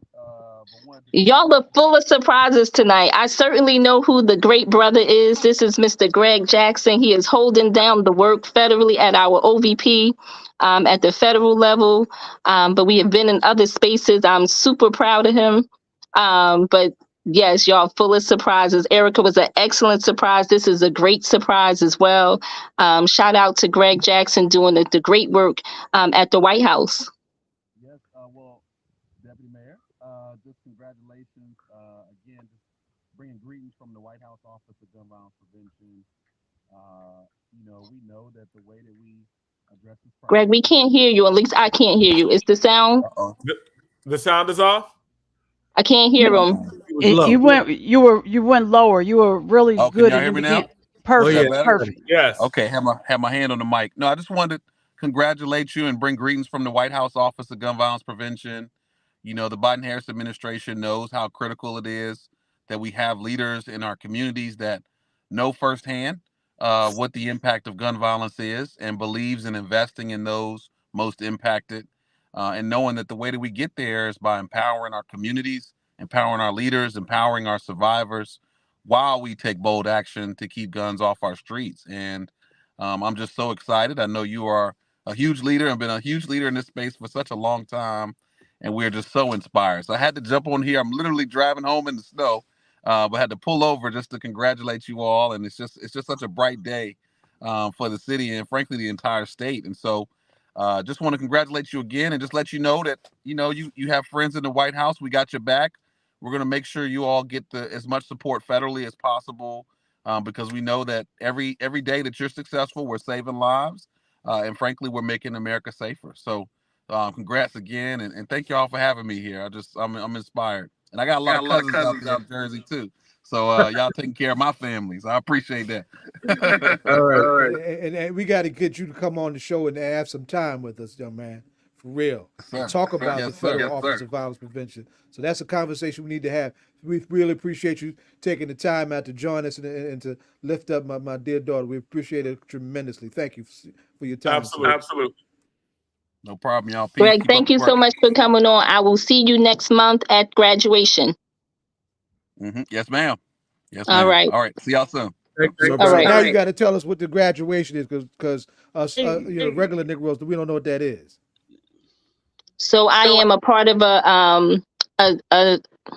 a violence intervention leadership academy, and it's 6 months, and it is for leaders across the country that are doing violence intervention work, to learn strategies to professionalize the work, and for us to be able to contribute. And so next month we will be graduating at the White House, which is going to be exciting. February 9th is the graduation, and we will be having a reception. So it's going to be 22 different cities, 31 of us from 22 different cities, celebrating, but ultimately presenting our work, our capstones, around violence intervention work. But those were great surprises to see Erica Ford.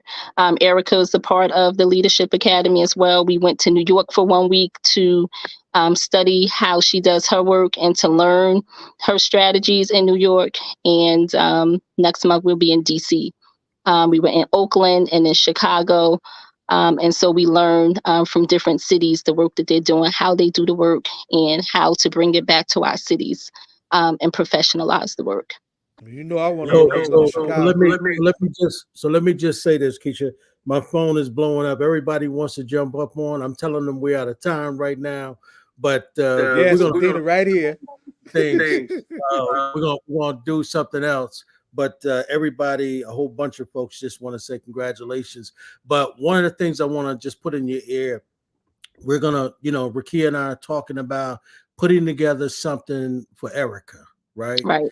We want to do a really, really big thing for her. And what I said to the mayor tonight, unity without uniformity, want to organize something to give Erica her flowers while she's here, so she can see us, so she can feel us and talk to us, right? And so we're working on that. So I'll get back to you and let you know what we're talking about. And definitely want to have as many of the sisters out front as possible to be able to show Erica, that we want to give the sisters the leadership role to say thank you to her. And of course, the old heads like Zayed and I definitely want to be there to give her the original salute for real. Absolutely. And I will be on board with that. And, the role of organizing and the training around organizing is what has gotten me where I am. And so, mobilizing and organizing community is the key And so I am grateful to be able to be here tonight, to be in your presence. Once again, thank you for the surprises. Thank you for Mayor Baraka for not thinking it is robbery to, promote me to the position and to see the value. He spoke today and he said, listen, I'm passing the torch to Keesha Eure. I believe in her. And, she deserves it. And ultimately, we need to see her grow, and we're going to put her out there and allow her to grow, to go get the information, learn, bring it back, but ultimately to write the blueprint for the city of Newark. And so that's exactly what I'm going to do. I'm excited about the role. We're going to build out the strategies. We're going to build out systems. We're going to write our blueprint. It's going to be documented, and we're not going to allow people to hijack the work. We're going to go to the state office and get this funding, and we're going to go to the federal office and get this funding. We're going to go to the corporations and the business folks, and we're going to get funded to do this work the way it needs to be funded and gain the respect and credibility that we deserve in this work. Yep. That's what Tamika was talking about when she said defund the police. When she said that, she meant take that 5% that the mayor did, that leadership, and do exactly what you all did with creating the OVP office. That's what that meant, right? And now it's grown into this, right? So, I mean, congratulations, Keesha. We're so proud.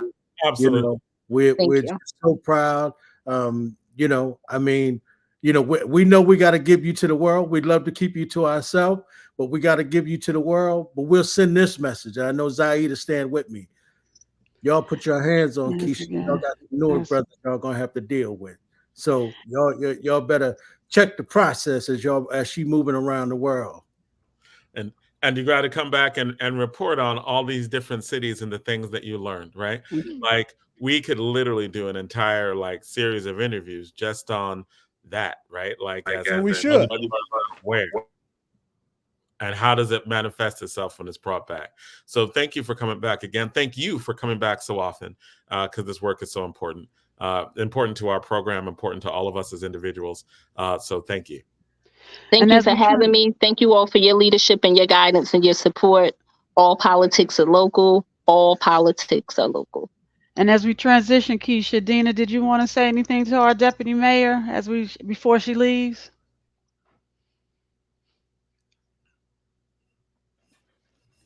Thank you for coming on. We appreciate your time. We appreciate you being here with us. And we appreciate your words and your support for the Newark community and for the Muslim community at large. Thank you again. Yeah. We're so excited for you. It's fun. Thank you. Have a good weekend, everyone. All politics are local. Great day. As we transition to Dina's segment, let me just announce this very quickly. And we should have did it when the mayor was on. King's Raisins, King's Breakfast. It's another arm of the mayor's men's meetings. It's going to take place tomorrow at 10 o'clock at the Priory, right? And our own Abdul Haq Muhammad is going to be the guest speaker.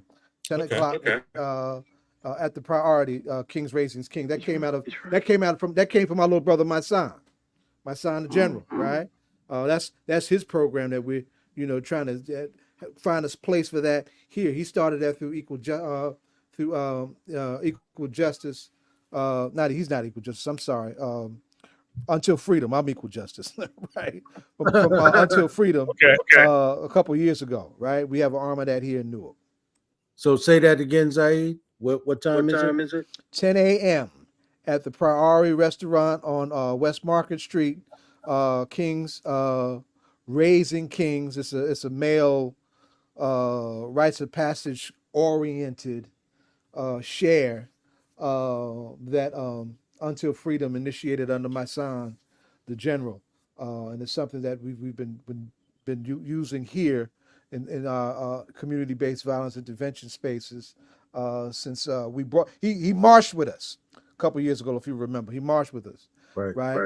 And he's been rolling with us ever since. And y'all know, all politics are local listeners. He's been on these airwaves a number of times. My son is very dear to all of us. And where's the Priory? Where's that at? You muted, Zion. 233 West Market Street.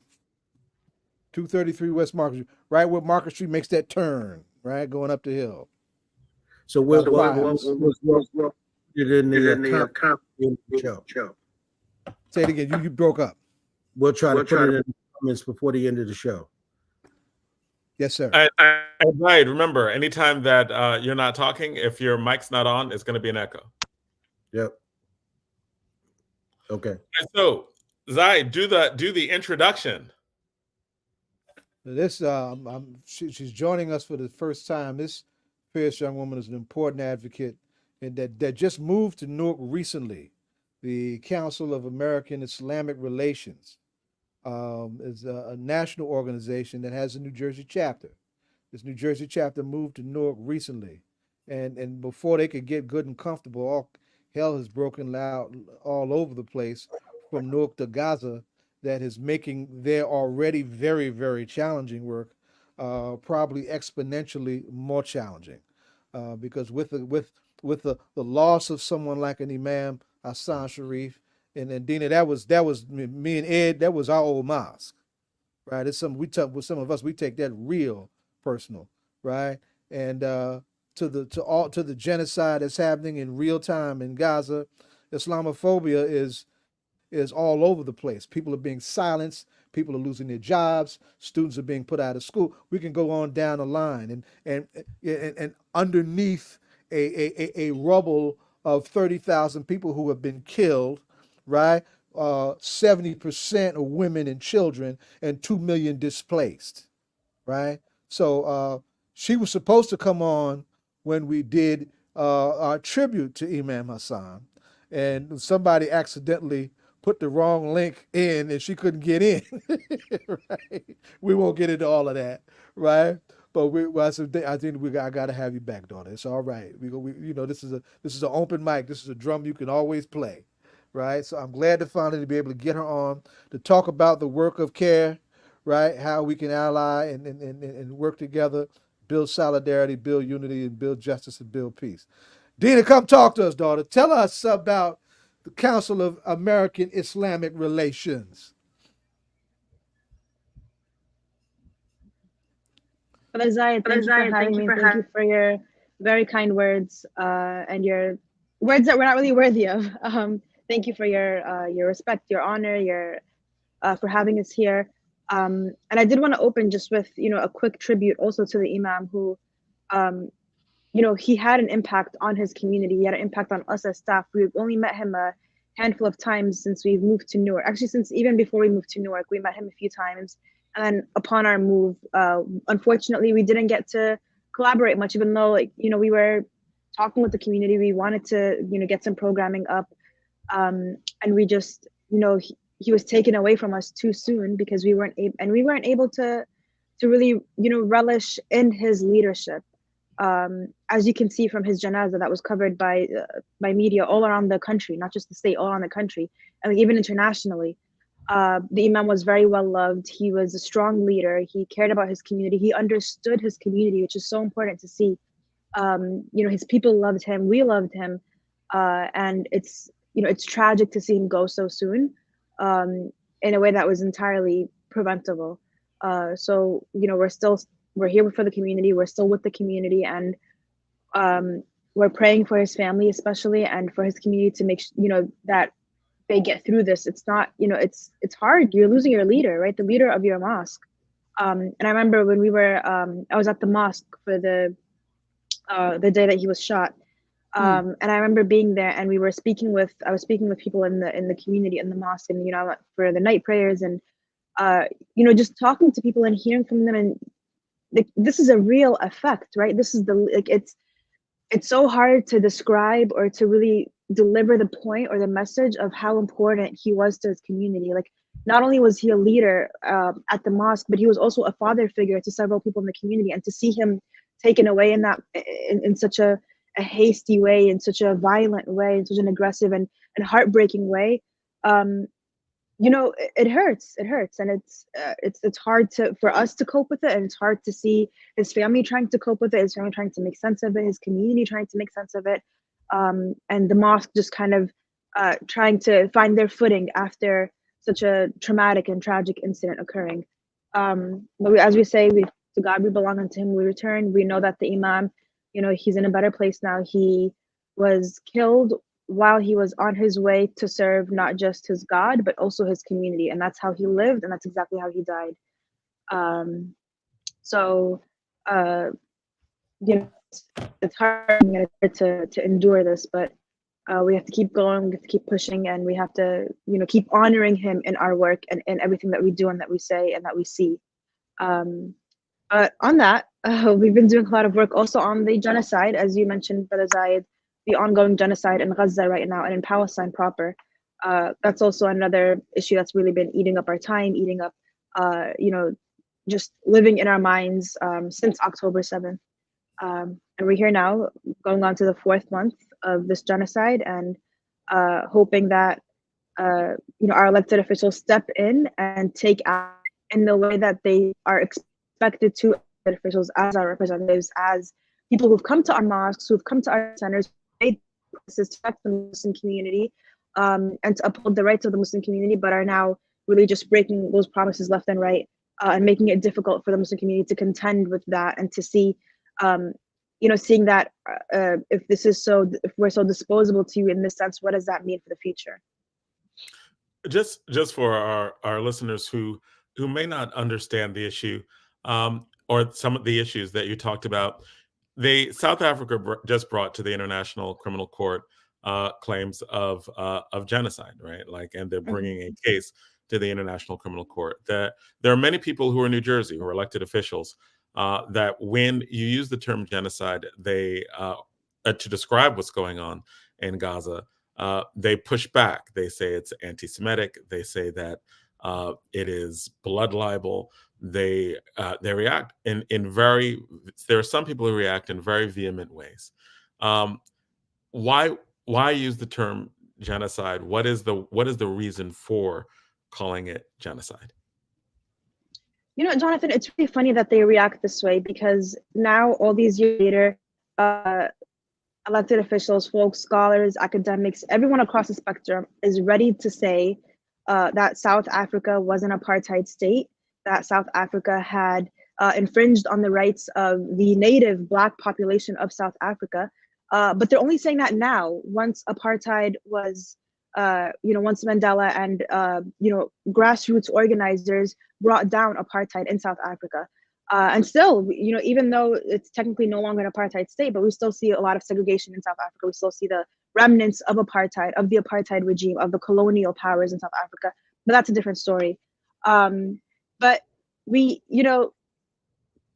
we're seeing something very similar occurring in Palestine right now, where elected officials, academic scholars are actually not really. Academics and scholars have already said this is a genocide. What's happening in Gaza is a genocide. They've defined what genocide is, which is the mass killing of a population. Usually, it's an ethnic population or a racial population. And we see that happening in Palestine right now. Israelis aren't being killed by the Israeli military. It's not like a civil war. It's not like a rogue, killing of Palestinians and Israelis. No, it's very targeted. Palestinians specifically in Gaza are the ones being killed by the Israeli regime. We're almost at a 30,000 death toll right now. There's no other word to use other than genocide. When South Africans were native South Africans, indigenous South Africans, Black South Africans, when they were fighting against the apartheid regime, world leaders were very hesitant to call what was happening in South Africa apartheid. They were hesitant to say that this is racism until after apartheid fell. Then they said, "Oh yes, this was an apartheid regime, and now the people have won over." And we're seeing the same thing happen. Actually labeled as a terrorist by the U.S. State Department. Let me jump. And he was in prison. Let me jump in here for a minute, because that's some of my history, right? I'm gonna take you back. Once upon a time, when apartheid, when we were raising a global anti-apartheid movement in this country and internationally, we call it the divestment campaign, right? The international community, as we knew it then, was also very clear about the relationship between Israelis and the Palestinians, between the state of Israel and a colonized Palestinian people. UN Resolution 242 once upon a time said that Zionism is indeed a form of racism and should be condemned and abolished. This is as we were trying to get Mr. Mandela out of prison and create a genuine transfer of power and a transformation of that space and state. And a part of Israel's racism at the time was playing middleman for the United States and Britain with military support for the apartheid regime. Right? So this whole notion of the international community being clear about that relationship, where the power is and where the oppression is all. What has changed since then has been neo-colonial relationships that have bought off leadership from some of those other countries that now you see a waffling among some. But South Africa, true to its history, is swinging the pendulum back towards where it needs to go, right? I just needed to say that because they don't call me Bob because it's cute, Dina. It generally means something. That's how us OGs got to roll, all right? So now go ahead, Jonathan. Finish your question. Well,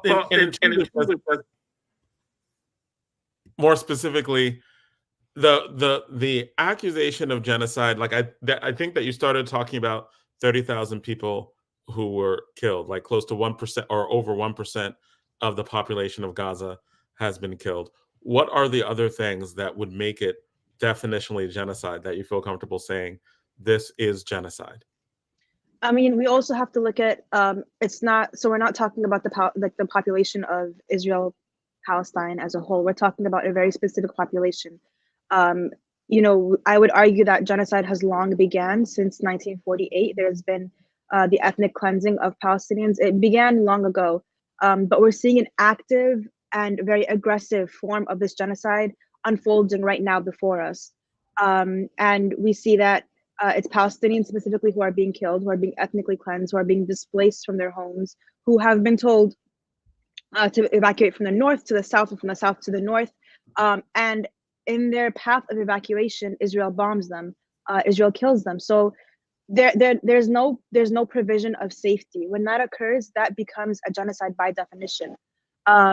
So in other words, they're told to, like 1.1 million people were told to leave the north in a short amount of time. That could be considered, right, as ethnic cleansing, especially when they leave the north, they go to the south, and then the places that they told them to go are bombed. And so the bombing of innocent people in that probably could also be, that's part of what you're talking about? Yes, exactly. Sorry, I think Brother Zayed had something to say. We want you to finish your point. So also, it's important to also note that, like, as I've said earlier, genocide, as you know, this isn't a definition that I'm coming up with myself, or that's convenient to our argument over here today. But a genocide, the International Criminal Court, the Geneva Conventions, they define a genocide as a crime committed by a state or an ethno-nationalist state, usually, that's whose goal is to destroy a national, ethnic, religious, or racial group. And that's what we see happening in Palestine. Like, specifically, Palestinians are the ones being killed. Specifically, Palestinians, half the population of Gaza, 1 million people, were asked to evacuate from the north to the south. And on their way to evacuate, they were killed. Busloads of people were bombed. With a surgical strike. These strikes are very precise. We see this happening. You look at photos of the shoreline of Gaza. Gaza, to begin with, is what people call an open air prison, and even that's not an accurate description, because Gazans cannot fly the sky above them. They cannot fly their aircraft in that sky. They cannot see there. They have a limit on how far out they can go into the sea to fish. And then, of course, the land borders it's a military checkpoint. To begin with, we've seen the genocide has been happening. When you're packing 2 million people in such a small and very densely populated area now, like Gaza, the Gaza Strip, when you're packing that many people in that small area without giving them access to medical care, to education, to food, water, even the rainwater. Gazans and Palestinians, even in the West Bank, are prohibited from collecting rainwater. Gaza is a coastal city, yet the large majority of water in Gaza it's not drinkable, right? These are all forms of violence. They're all contributing towards the genocide of Palestinians in Gaza. It's very deliberate. It's very state sanctioned. It's we see it happening in real time. We see, in the past, people would say, "Oh, we didn't know. We were unaware this was happening. We didn't know there was the Bosnian genocide, for example. We didn't know. In Rwanda, we didn't know." That'll always be the excuse. But now we're seeing it happen in 4K on TV, on our phones. We wake up and we see these videos, and then it begs the question. At what point will the international community, specifically the U.S. and the U.K., because they are the funders of this genocide, specifically, when will they step in and put an end to the genocide? Like, is 30,000, is that their threshold? Is 50,000 the threshold? Is the threshold the total elimination, the ethnic cleansing, complete genocide of Palestinians? Is that when they'll step in and say, "Oh, well, we should have prevented this"? Or are they going to look back in history and say, "Oh, this happened in history and we turned a blind eye to it"? When will that admission come? And that's the real question. And that's the question. I dropped it on our YouTube page, the UN Convention of Genocide, that spells out the definition. And several killing members of the group, right? Forcibly transferring, moving numbers of the group, right? Creating conditions calculated in whole or in part for the destruction of the group. Those are just three that they meet right off the top. Right off the top. And several things that we want to add to that too, right? The U.S. has a history of dragging its feet on the question of genocide, because as a signatory to the UN Convention on Genocide, they should be contributing to the capacity of the international community to stop it if need be militarily. And they don't want to do that, particularly when it comes to people of color. Now, if we somebody mentioned Rwanda, right? In 98 days, 1 million people were killed, right? While Bill Clinton, this ain't a Democratic Republican thing. This is a settler colonial thing. Bill Clinton deliberately dictated to everyone in the State Department, anyone in the U.S. government, do not use the word genocide, because that means we're going to have to do something, and we would rather not do it. Because and you wonder why I can say Black Lives Matter? Ding dong, there it is. Right? There it is. And not only that, I mentioned neo-colonial arrangements. The Israel government is talking to several neo-colonized African countries about taking in the people they are going to purge from the land. They already have a military plan to remove all those folks off of their land. That is settler colonialism and genocide coming together in classic terms. Well, to bring it back to where we at in the work of care, how is that playing out, Dina, in terms of people being repressed here for raising their voices about the genocide? So we absolutely, as a care chapter, we're very local. We normally don't do a lot of work on international stories because we're focused on stories here at home.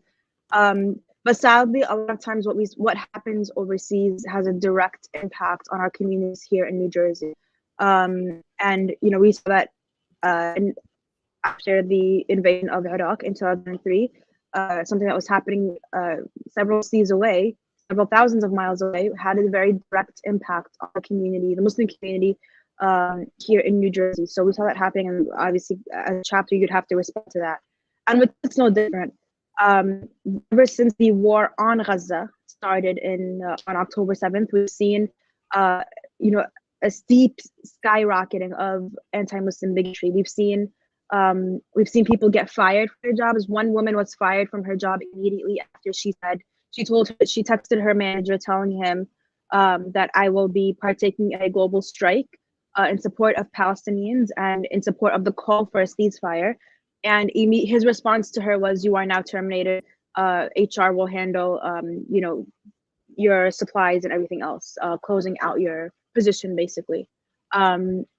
In another case, a high school student who, a high school student in Teaneck here in New Jersey, she was beaten up by her classmates, like physically punched. When I was told the story, I almost didn't believe from how horrific it was. And then you see the video and you're just like, what is going on in New Jersey? A Muslim high school student, she had, one of her classmates beat her up and to the ground.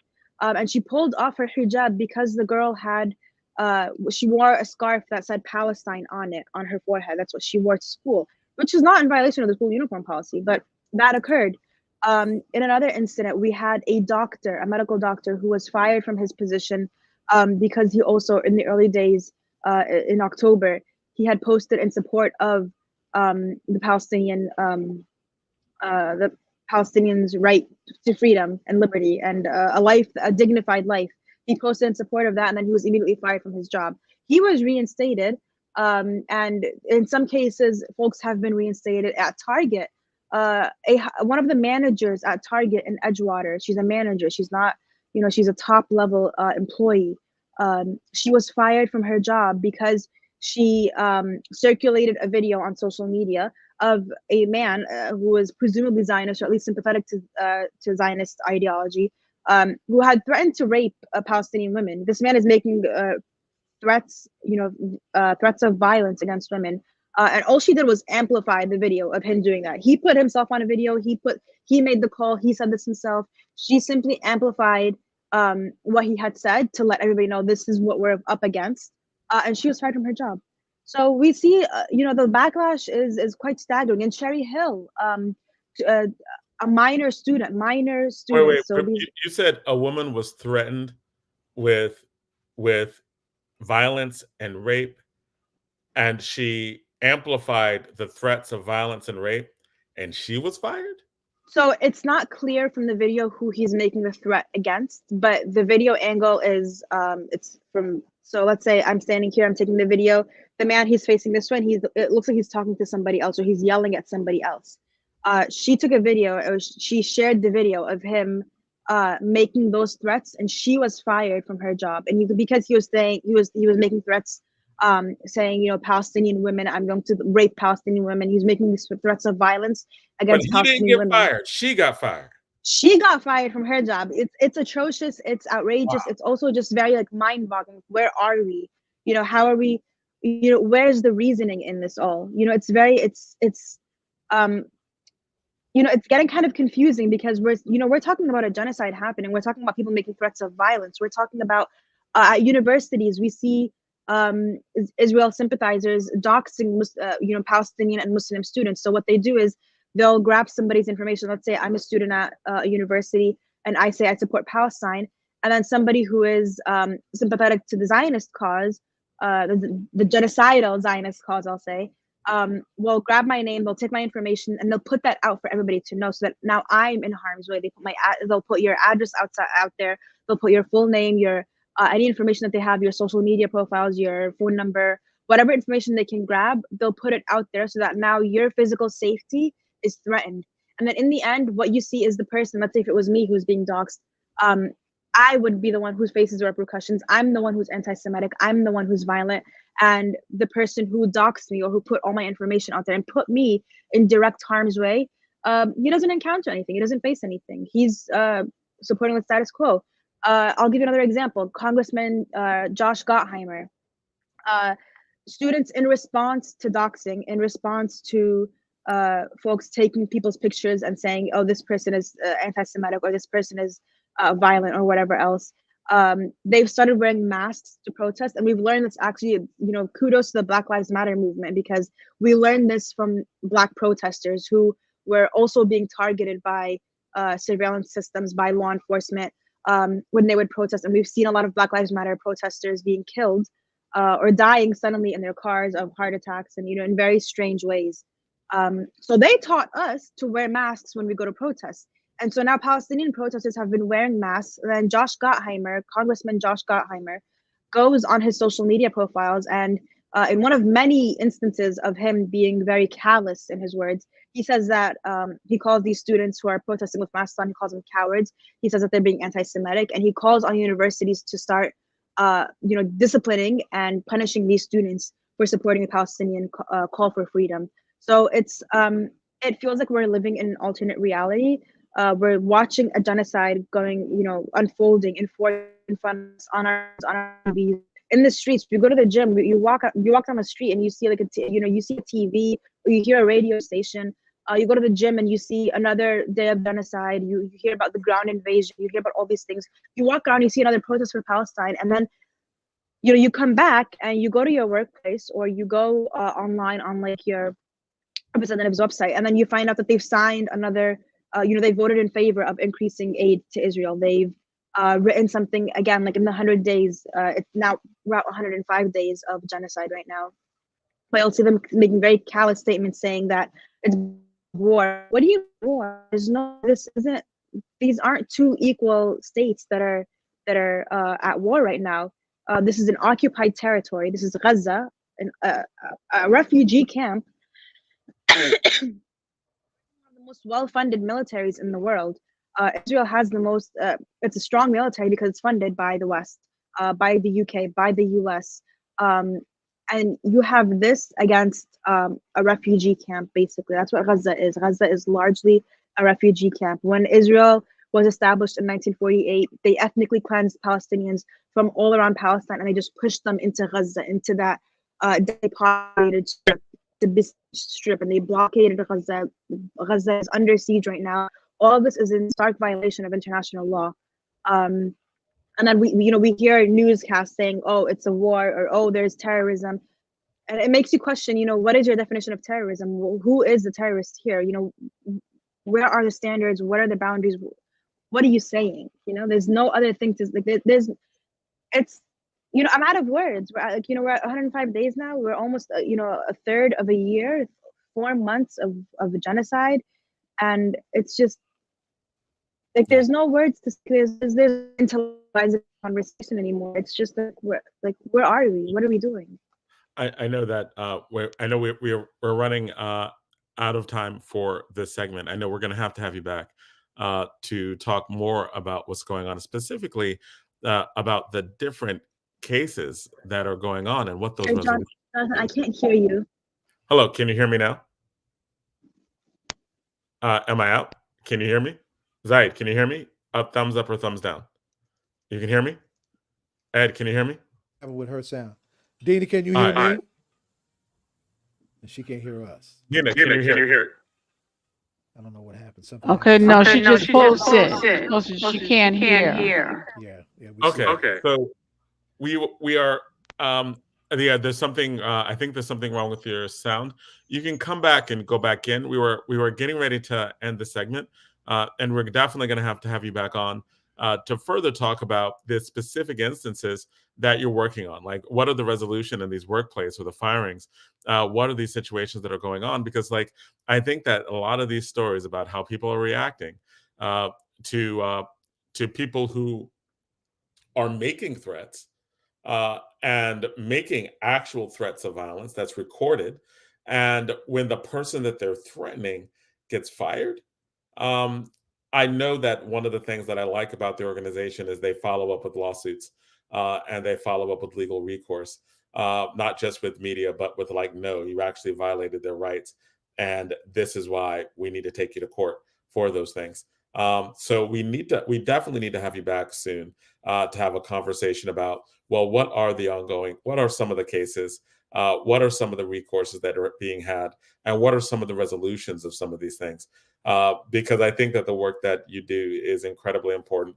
It is like the civil liberties organization that defends free speech, except for doing it specifically in the cases of Islamophobia, which I think is absolutely necessary, more now than ever. Were you able to hear that, Altina? I heard that. Thank you. Okay, so Donna, ask her the ritual question so we can transition. Dina, can you hear me? I can hear you. So this is a hip hop political show, and we always like to ask our guests before they leave, while you're out doing the work, and you're getting your inspiration, what hip hop artist, individual, or group do you listen to when you need to be inspired to do the work that you do every day? Tupac was a big inspo for me, but I think today, right now, it's funny because I was listening to this, like I was driving by and I heard it like blaring out of somebody's car, and it just kind of got me like, I have to like really remember this, but J. Cole's song, what is, I don't know, I don't even remember the title of it, but it's he has a line in it that says, "There's always gonna be a house bigger than the one that you got. There's always gonna, wherever you go, there's always gonna be something better, something better, something better." So, I think sometimes when we're doing a lot of the work that we're doing, that can be very, is it Cricket Smile? I don't, is it the song? Always gonna be it's better than the one that you got. Always gonna be a house better than the one you got. Jonathan, you Yeah, I know think it, it is J. Cricket Smile. Cole? You know that Jonathan J. Cole song she's talking about? Because you listen to J. Cole. Now I just don't recognize it off the top of my head. Okay. So go ahead. It's not Cricket Smile, but Cricket Smile does have that line too. But Chloe she said it's Cricket Smile. But I'm thinking of a different one. But either way, like the sentiment, I kind of, I carry that with me, where wherever you are, there's always going to be something better. There's always going to be, you have to always you need to actively work to be content with whatever you have. There's always going to be work out there. There's always going to be something happening. And I'm sure that this our struggle, it's very much, it is your struggle, but it's very struggle, they're very layered. But it's always going to feel like we're never winning, or okay, like you resolved this case, but then another case comes up. One police officer was indicted, but another went and killed out another Black man for no reason at all. So you're always going to see that, but you always have to kind of remind yourself and ground yourself, and remember that whatever you have, that's going to be best, and you just have to be satisfied with that, content with that, and simultaneously working for what's better. But contentment is important. Thank you, and thank you so much. I was pulling up the lyrics. So thank you. Thank you for having me. Thank you for this great conversation, y'all. And we're definitely going to have you back again. For sure. Thank you again. Have a good night. All right. Bye-bye. All right, so we're getting ready to go to the next segment, and Zaid, you could introduce us.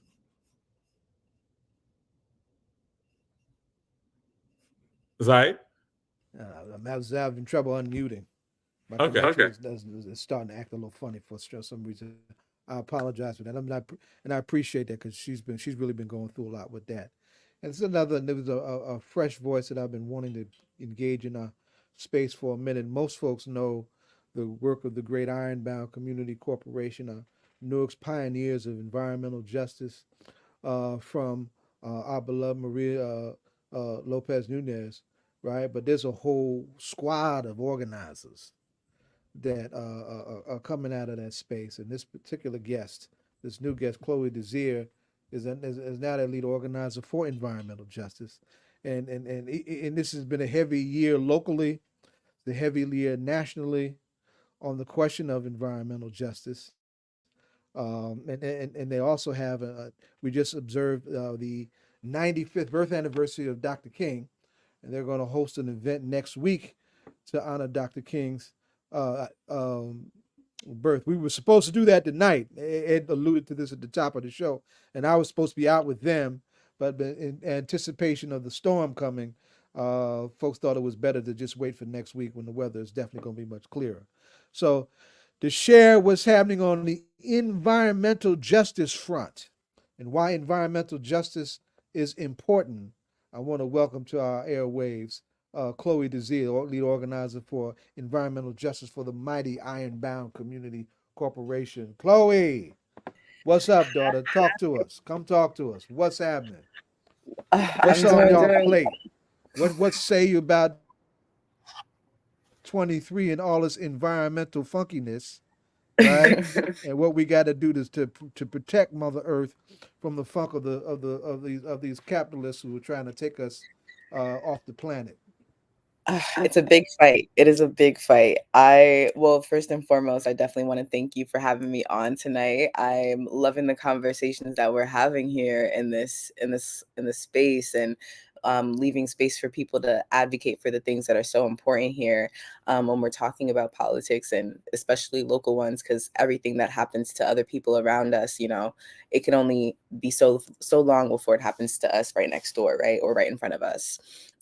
When it comes to environmental justice, I mean, it's a long time fight, right? We've been doing this for a long time. ICC's been doing it for over 50 years, and I've been in this space for 2 years now, and I've learned a plethora of new things, even about my own experience. I was born in Elizabeth, only like a town over. We both share a port, and you were born in Elizabeth. Yeah. I became a Muslim in Elizabeth. Really? Way back in 1978. Oh, wow. I was born 24 years later. I was born in 99, and I was right off of Broad Street. Yep. Yeah, I was definitely, it's been great learning about Newark and its rich history, and its history with environmental justice, especially, and all the things that have been happening in the Ironbound since then. And to even give a look back on the past year, we in the state of New Jersey, because of us and the 10 years of long work that we've been doing in environmental justice, we were able to pass one of the strongest laws in the country, solidifying environmental justice in New Jersey. That's one of the biggest things that we've been doing, and that's been amazing. Being able to rattle up the youth, getting more engaged with folks and getting them to understand. Wait a minute, but now what's the law? Tell us what it is. Oh, yes, of course. So in New Jersey now, so we all know that in Newark, we have 3 power plants, right? We have the state's largest incinerator. We have a fat rendering facility here, all concentrated within 4 square miles in Chemical Corridor in the Ironbound, right? Doremus Avenue. And actually, we didn't know this. You said a fat rendering facility? Yeah. What does that mean? So Darling, right, is the name of that facility, actually, and they burn animal carcasses and fat to turn into lotions. Yes. So that's where the cow came from. Yeah. That's exactly my thought, Jonathan. He was like, "You're not going to make lotion out of me." Yes, that's probably what I thought they was trying to make him somebody's dinner. They were trying to make him lotion. Oh, you like, not me. That was a maroon cow. Oh my God. You won't face bomb from me. Okay. I'm gonna scare the hell out of a whole lot of y'all before y'all come make some lotion out of my behind. Okay. Right. Yes, exactly. Yeah. Exactly that. It's been crazy because these are some of the things that add to the bad smells that people experience when they're going through like the 1 and 9 or even passing by the neighborhood. And it's so funny because in the past, there's people that will come at New Jersey talking about, oh, New Jersey smells bad, and I'm just like, y'all are smelling environmental racism. That's what you guys are really smelling, because they're concentrated in these Black and brown communities, targeting these Black and brown communities, which is why we have this law now, the environmental justice law, that tells people and enforces that the DEP goes through an environmental justice analysis before these types of facilities even stand ground in overburdened communities like Newark and in environmental justice communities as a whole. So that's definitely a monumental step towards progress that we were able to do in the past year. Wow. So let me get this right? Mm-hmm. The law that was passed says that before another facility that, renders fat from dead animals to make lotion, for example, or like you said, there are 4 in Newark. There are 4 of these processing plants. You named the one. There's 3 power plants. There's 3 power plants, to be specific. So there's Passaic Valley Sewage Commission that's actually proposing to build a 4th power plant in the community. So that would be 1 power plant for every mile of the Ironbound, right? And then we have Newark Energy Center that I believe Chris Christie gifted us through great opposition. And we have 2 others in the same surrounding area as well. And now, power plants, why are they an environmental issue? Oh, so we're talking about generating energy, right? Which in the grand scheme of things, we need energy to turn on our lights, to flush our toilets, like all of these different things like that. But when we talk about where we're getting our energy from is a whole different whole different question, and something that we should be thinking way more when we're asking these types of questions, right? Because it's like we have power plants, so we'd have more power, and that'd be good, right? They want us power plants. We have more power. We have more electricity. We get the first dibs on electricity, and it's probably cheaper. No, that's not it. Well, for starters, if we're starting from the beginning of the process, a lot of these power plants are coming from fracked gas, extracting from the ground this oil, right, to create the energy that they're providing for us, which is also at the same time bringing out so many emissions that add to statistics like Newark having 1 in 4 children with asthma. These types of air pollutions that we're bringing into the air as a consequence for turning on our lights, which isn't right to me. Which is why we want to advocate for things like offshore wind, like solar, things that are better for the environment. Now, question, and this is just like random, like, is there fracking in Newark? Like, do they actually do that? In like when you were talking about the power plants and the environmental distress from power plants, is that because there's stuff going on in Newark, or is it the power plants themselves that are hurting, like creating asthma and things like that? Like, what is the relationship? Basically, what's the relationship with power plants and the health of Newark residents? Well, it depends on, I can't give you the specifics about each particular one and how they go about that process. Right. But I can tell you that with the power plants that we do have, like Passaic Valley Sewage Commission, for example, like when folks flush their toilets, it goes straight to Passaic Valley and then goes into a whole process to generate energy. And then we also have our local incinerator where we're actually burning trash to create energy. And that's a whole nother thing in and of itself. Oh. Mm-hmm. So we actually have one that turns raw sewage into power. Mm-hmm. I didn't even know that existed in Newark. That's a thing. And is that in the turning of that sewage to power, there are emissions? Yeah. And so smells. part of the Very smell, bad smells. so part of what we smell that smells really bad is actual sewage being turned into energy? Open pits right by the ports as well. Yeah, because when you're coming up the turnpike, I think right by exit 13, there's a big power plant right there. Is that one of them you're talking about? That you might be talking about Covanta, actually. That's the incinerator that burns the trash. Covanta's a monster. Yep. Wow. Wait, we marched on Covanta in the sun, babe. Before you came up, right? A couple years before you came, we marched on Covanta in the snow. Mm-hmm. I remember those pictures. I saw them. Mm-hmm. So we have an incinerator in Newark that burns like tons of trash. Yes, it burns. And that's part of what we smell too. Yep, exactly that. So we have lots of trash coming in, even from New York. We burn other people's trash? We burn other people's trash. We're not just burning Newark trash. People are sending their trash to us to burn in our backyard, and we're getting asthma. They're crossing. And now that they have these new rules with recycling, you can't even, because people weren't accepting it. But Chloe, let me ask you, my uncle from Alabama, I can remember as a little girl, in his backyard, he would separate his trash and he would burn some of the stuff in the backyard. And then he would put out whatever he would put out. But it was really like, he had a whole process of how he would, separate trash and everything. Is there a healthier way that we should be separating our trash and doing? Is there something a better way that we should be doing it and educating our community? I love that question. I'm living for that question. Yes, 1,000%. So in the midst of us burning trash, 50% of the trash that we're burning and turning into emissions that Covanta has even made pink at one point. That was on the news one time. They had pink plume coming out of their facility. But the alternative that I love to tell people, because of that half being food waste, why aren't we doing other alternatives like composting? We're in a space where we don't have that much access to farms, right? Why aren't we able to create, beautiful soil from the compost that we could create? There's drop-off centers in Newark, in urban farms, like Down Bottom Farms. I'll mention a little plug right there. That we can that space. Say again? I miss that space. I miss y'all doing that. Yes. Come back in the spring. We're gonna be live and jump in and all of that. I think that's the perfect way to start, honestly.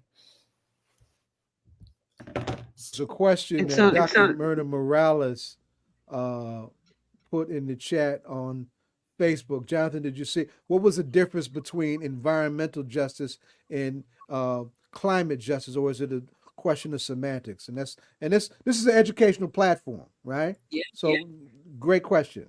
Absolutely. Really good question. To the answer to that for me is that those two terms are interchangeable and more even so intersectional, because when we talk about environmental justice, we're talking about more than just the things that we typically think of, right? When it comes to air, when it comes to water quality, we're also talking about, the quality of people's homes, right? The environment that they're living in. Is it something that we're considering when we are in flood zones, in urban heat islands? Who's impacting those things? Who's like contributing to the problem when it comes to being in those housing situations, and who's bearing the brunt of it the most often? I would say both of those are the same. I talk about climate justice the same way I would say environmental justice, because we're in a crisis regardless. And you, now, Donna, do you have a question? No, I was just saying I'm going to go back and just think about my Uncle Les and just think how, and I guess coming from the South, they had to do it because how the South is. And, like we're so accustomed to living in the city and the trucks coming by and just throwing everything in the garbage. But when you're down in the country, you don't have those type of services. You have to do things differently. So that's very interesting, and it's education, like you said. So and we would love for you before the spring to come back and educate and tell people what they can do and how they can come down to the farm, and what they should bring and how they should prepare it. When they come over to you guys. Absolutely. Before you answer that, now how are we doing on time, Jonathan? Because did I just read the text right? Are we losing Rhino? Yes. So we have a few minutes extra. But Chloe, Exactly. We do. We also may have my son coming on a little later as well. Oh, really? So we do have a few minutes. All right. Okay. I didn't know that. Okay. All right. So I'm sorry, Donna. You in the middle of a question when I jumped in. No, Chloe, you just about to say that you will come back early before the spring and let us know, how people can get more involved and engaged. And what the question I have also for you, along those lines, I know that there's legislation that pushes back against new things being formed and new power plants. But you mentioned that, we are high rates of asthma. The Ironbound section used to be a cancer cluster, right? May still be. Still is. What is being what can we do about the things that exist right now? And what, especially within Newark and the segments of Newark that just have been impacted by industrialization, by just having, as many of you know, I'm a debate coach, in one of the debate cases that was run was about 1 in 9 and the amount of truck pollution and how people were literally dying of air pollution simply based on proximity to living by the highways.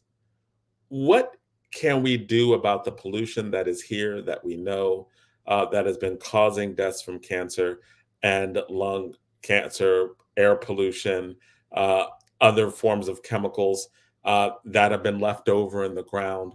What are some of the things that we should be fighting for, that your organization is fighting for? I love that you asked that, and there's so many layers to it as well to consider. The first thing that comes to my mind is that I feel like people should understand how valuable their voice is. I know I'm talking in a all politics are local talk show here, but I just want to emphasize that as much as I can. I feel like a lot of people don't realize how valuable and how important it is to speak up and make a comment about how you're feeling about the issues that are surrounding you. You know, I feel like even with the youth as well, like listening to them and them not realizing how valuable their perspective is and how much they can contribute. And it's a great thing that now they're able to create votes in their school board, which is beautiful. But even on top of that, you know, being aware of who your local legislators are, you know, who are responsible for some of these things that are happening, right?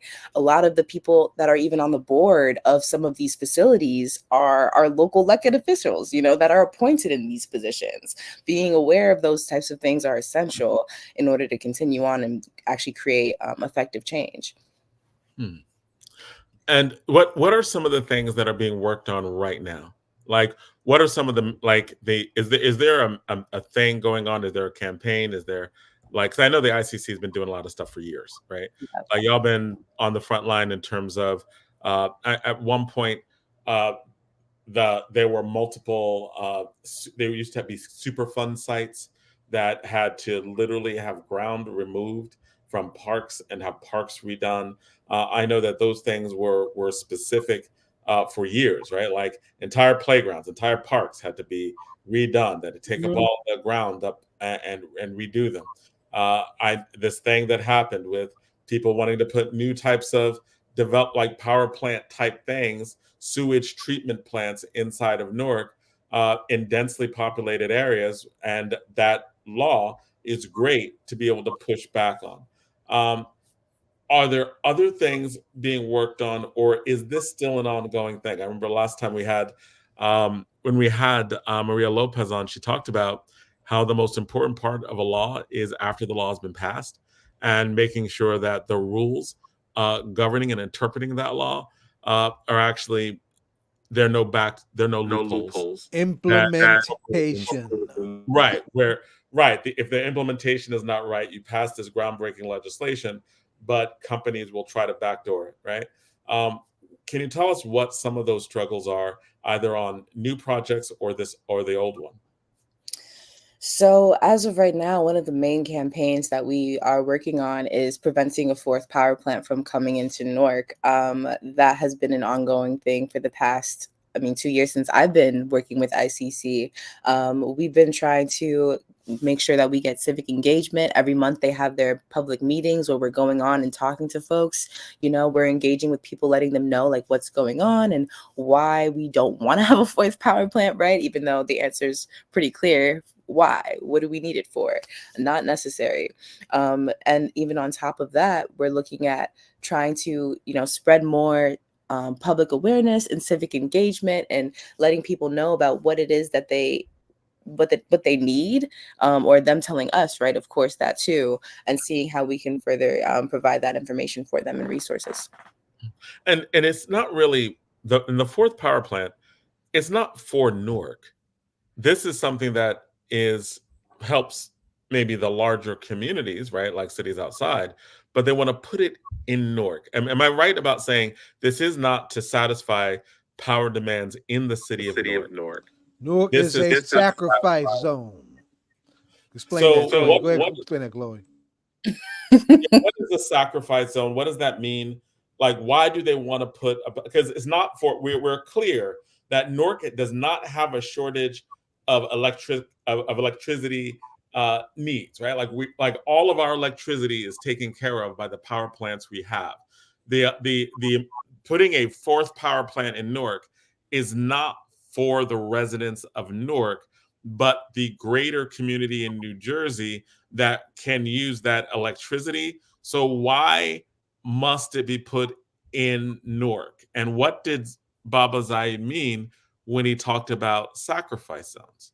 Yeah, so no, we don't need any extra of anything, right? Even going on to Doremus Avenue, you'll be able to see how close all of these plants and facilities are, and trying to ask, like, number one, like, why are they so close to each other? And then after that, Is there even an emergency plan for all these facilities to be so close to each other on top of that? Because if you think about, all the things that have happened in the past couple years, or let alone the past couple months, when we're talking about the flooding, right? We're talking about hurricanes. We know that the Ironbound is a flood zone, and even Newark as well. Before imperialization came in, before Dutch imperialists came in, this was marshland. Before all of that. So taking a look at that, we don't need anything extra here, and they're still putting all of these extra burdens on top of it to us. But the things that they don't realize is that all of the environmental issues that we're suffering here doesn't stop within the zip code. It's going to impact you sooner or later, whether you like it or not. Wow. And the sad part about that is that, in knowing all of that, they built a correctional facility down there. So you're housing prisoners down there, and it's a large facilities built on toxic dump waste sites all over the country. That exact zones, right? That exact facility. It was a $400 million facility, but previously they were housing formaldehyde in that building. Wow. Wait. So we were all on echo. So everybody cut your mics off, and then Chloe, repeat what you said. Yeah. I was saying the building, that the $400 million prison that you're talking about, which is also next to a detention center, might I add, was previously housing formaldehyde, was a facility that was using formaldehyde in their processes. And during the hurricane, I believe it was Hurricane Sandy, where there was not only flooding, they were also dealing with power outages that the people that were incarcerated in that facility, alongside the correctional officers, had to clean up by themselves without any personal protection equipment. Wow. So you're talking about, just talking about geography and where the prison is located, we realize that they're putting prisoners in toxic spaces, and prison guards, right? Prisoners and prison guards in toxic spaces. So that, in 10, 15 years, when the guards and the prisoners come down with cancer, we just think it's natural causes, but they were literally put on top of in a building that housed like formaldehyde. People in that neighborhood. And the people of the neighborhood. Zaid, what were you saying? Zaid, you said the people of the neighborhood? Repeat what you were saying. People in that neighborhood and their environment, hence environmental racism. How many people know, like, in these sections that have been impacted? Because I know that you have maps, right? Like, the Ironbound section inside and out. Like where certain dumping had taken place, like where certain places there increased cancer clusters. A teacher who worked at Eastside High School, which is in the Ironbound section, would talk about the numbers of cases she had of kids whose parents died of cancer, and how it was like at one point, like every other kid that one of their parents was dealing with cancer, dying of cancer, in ways that were just noticeable. How many people? How do you find? Do the residents know the potential environmental dangers of just being in the area? I think one of the parts of my job is spreading that awareness. I feel like if that was the case that everyone knew, I wouldn't have a job at all, quite frankly. I feel like even though it's not my responsibility, it's the responsibility of the government to inform these people, right? Why doesn't the EPA have proper signage of the Superfund sites that are in proximity? Why doesn't the DEP, give out these types of things? And this is exactly why I talk about making sure public participation is enhanced, is informed and enforced, like making sure people know that they have the opportunity to be aware of what's going on around them, because it's not normal. Right. Like, and it is wild, because you're like, look, people just don't know what's going on around them. Like, for example, how many Superfund sites actually are there down here? And are they still Superfund sites? Because I thought they were gone. No, they're not gone. We We have from two main ones actually. We have Diamond Alkali, which was previously a site where they were producing dioxin, which is a component of Agent Orange. You mean dioxin? Dioxin? Yeah, dioxin. Dioxin was being produced like right in the Ironbound section. Yeah. Like the chemical weapon dioxin.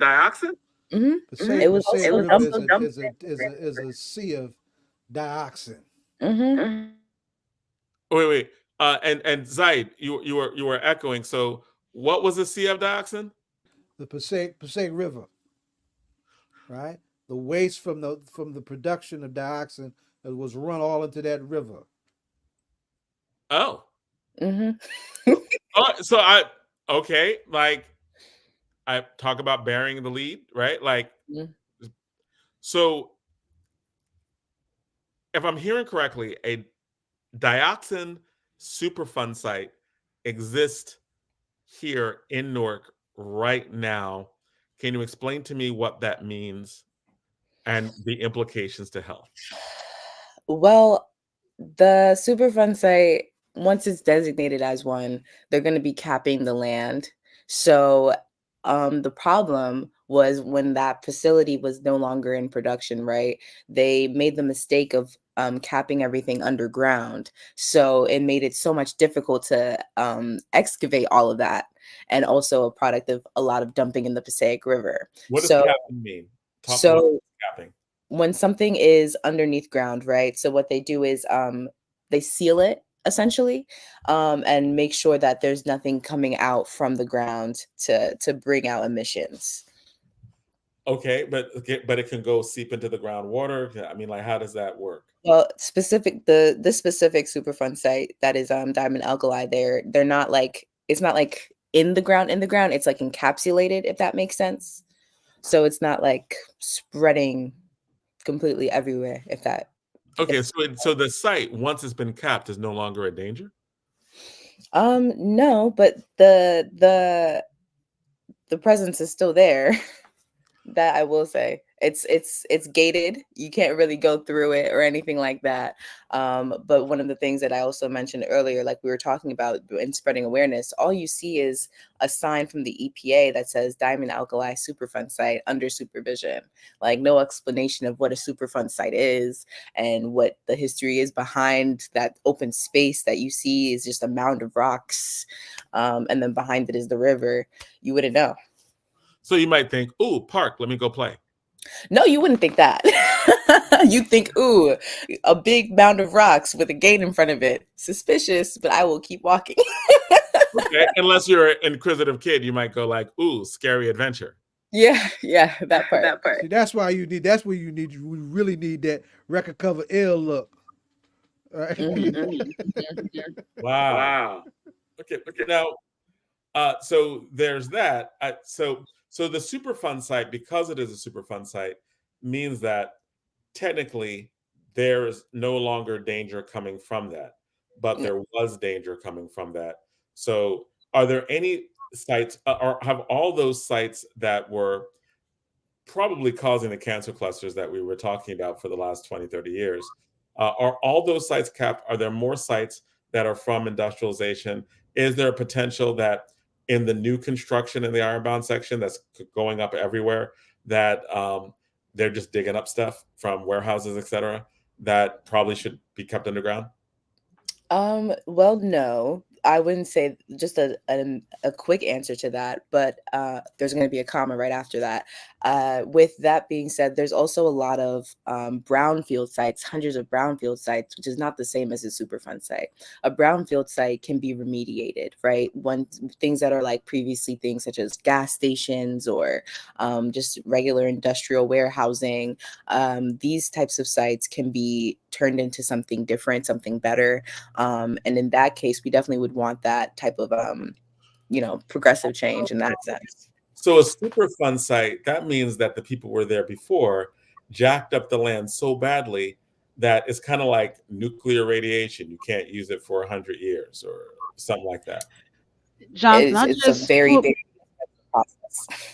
I just I'm put in the sorry. chat. I just put one in the chat that there was a Superfund site in Orange that is well known, and then the movie came out, The Radium Girls, and it was a watch factory, and it had like a glowing. They used to use radium in there, and it's like down on the West Orange border, and how that site had to be remediated before they built, but it's very popular.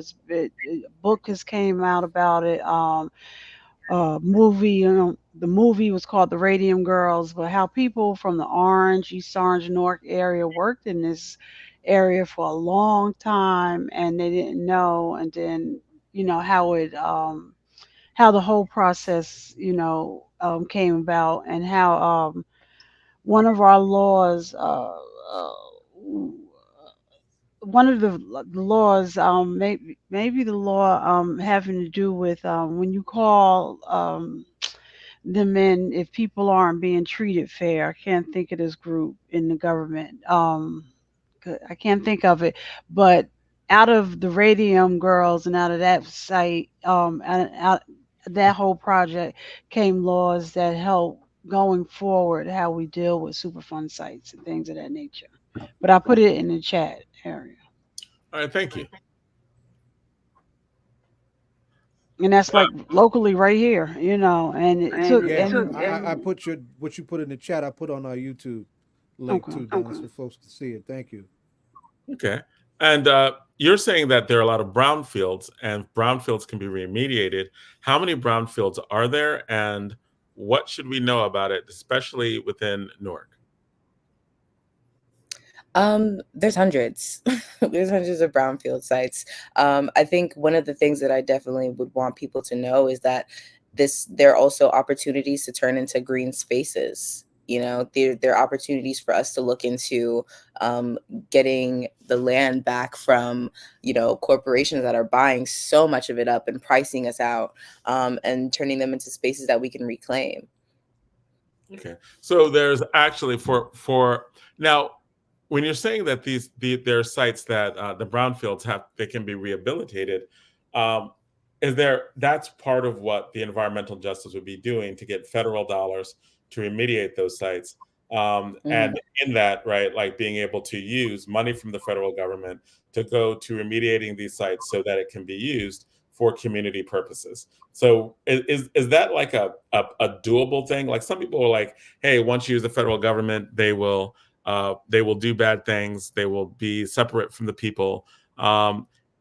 In what you do in the ICC, you actually use both local, state, and federal government to get dollars and policy that exist in the way the community needs. Can you explain about that process, and how would it work with brownfields? So I actually am a part of the Environmental Justice Advisory Council with the Department of Environmental Protection. And in that, we take a look at all of the things that are going on throughout New Jersey, and particularly in environmental justice communities.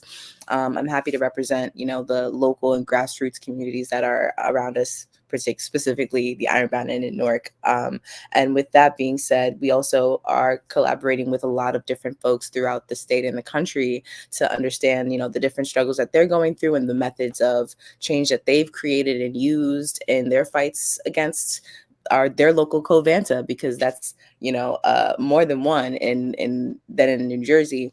And with that, we're able to talk about different ways and strategies to use the government and use the dollars that they're using with the IRA, which is the Inflation Reduction Act, that had so much funding for environmental change and justice that we want to be able to have access to, and make it more accessible for folks to be able to feel the changes that we're trying to make with what they're providing. Okay, so really, there's a collaborative effort. You're actually on a commission that can advise a lot of these policies, or at least a lot of where this funding would go to be able to reclaim the land, right? Like, so it seems like there's a process between local governments, state governments, community activists, federal government, that at best, they all have to be working together. But that's the reason why what you do is so important, because you're like, we represent the community. And does that does that give the community leverage or edge in being able to shape how these policies work? I would say so. I feel like the rooms that I've been able to place myself in representation of Newark has been really monumental for me. And I feel like being able to advocate for the things that I've seen firsthand and experienced and lived in rooms where people are creating legislation to make difference really has been impactful. So, and it's been impactful on the results of the legislation, as in the legislation is better. The legislation makes more sense to the people. It actually works for people more based on you being able to be in that room and shape legislation that, without you would look differently. Yeah, because not a lot of people look like me in the rooms that we're in right now, quite frankly. I think that's one of the biggest things. And that being in the room is essential if the policy is going to do things for the people it's supposed to affect, or it will affect. Right, exactly. Okay, so no, thank you very much for that. Cause I think that a lot of people just don't understand the way in which community organizations, community activists function to work with governments and with people in order to affect positive everyday change in people's lives, right? Another question, and this is kind of random. What is the Ironbound Community Corporation? What is this history? Like, what is like we talk about the ICC all the time. When Zayed brought it up before, it was like we need to have the ICC back on.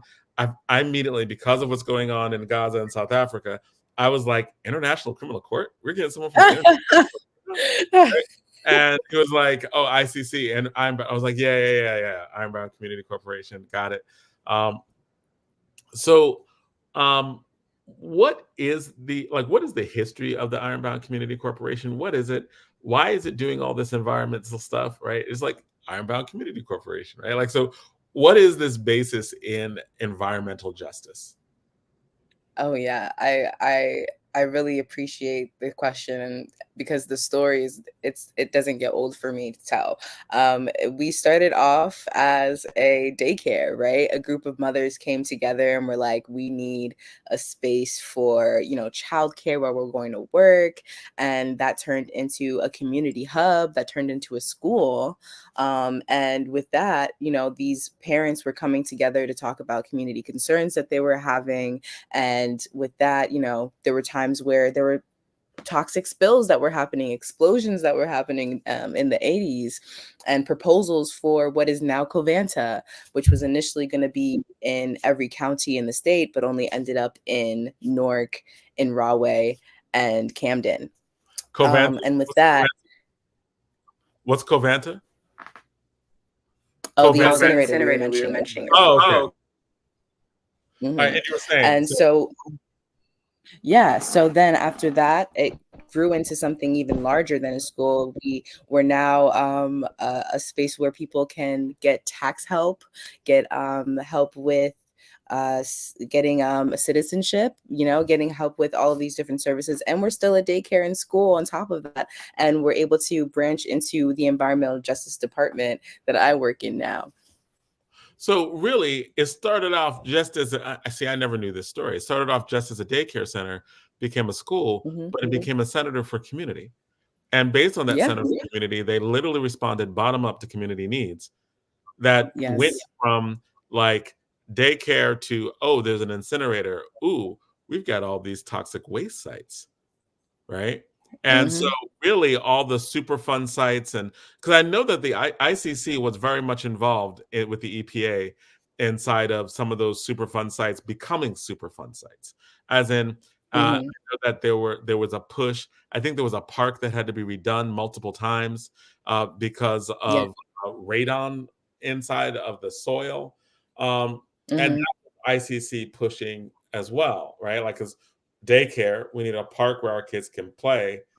We are now involved in a national, to the point where today they are involved in a national movement for environmental justice, so much so that they literally help influence both local, state, and even federal policy with result to environmental justice. Is that a fair in terms of like its growth from grassroots daycare center to a major influence on national policy when it comes to environmental justice that has literally brought tens of millions to be conservative, tens of millions, probably more, into the community to be able to deal with toxic waste sites and the results of economic racism and discrimination?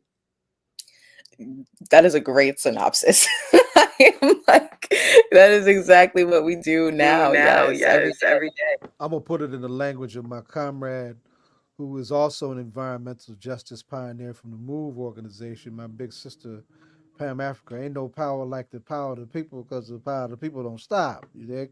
Okay. I want to shout out, so just very quickly too. A couple folks have been chiming in on the chat.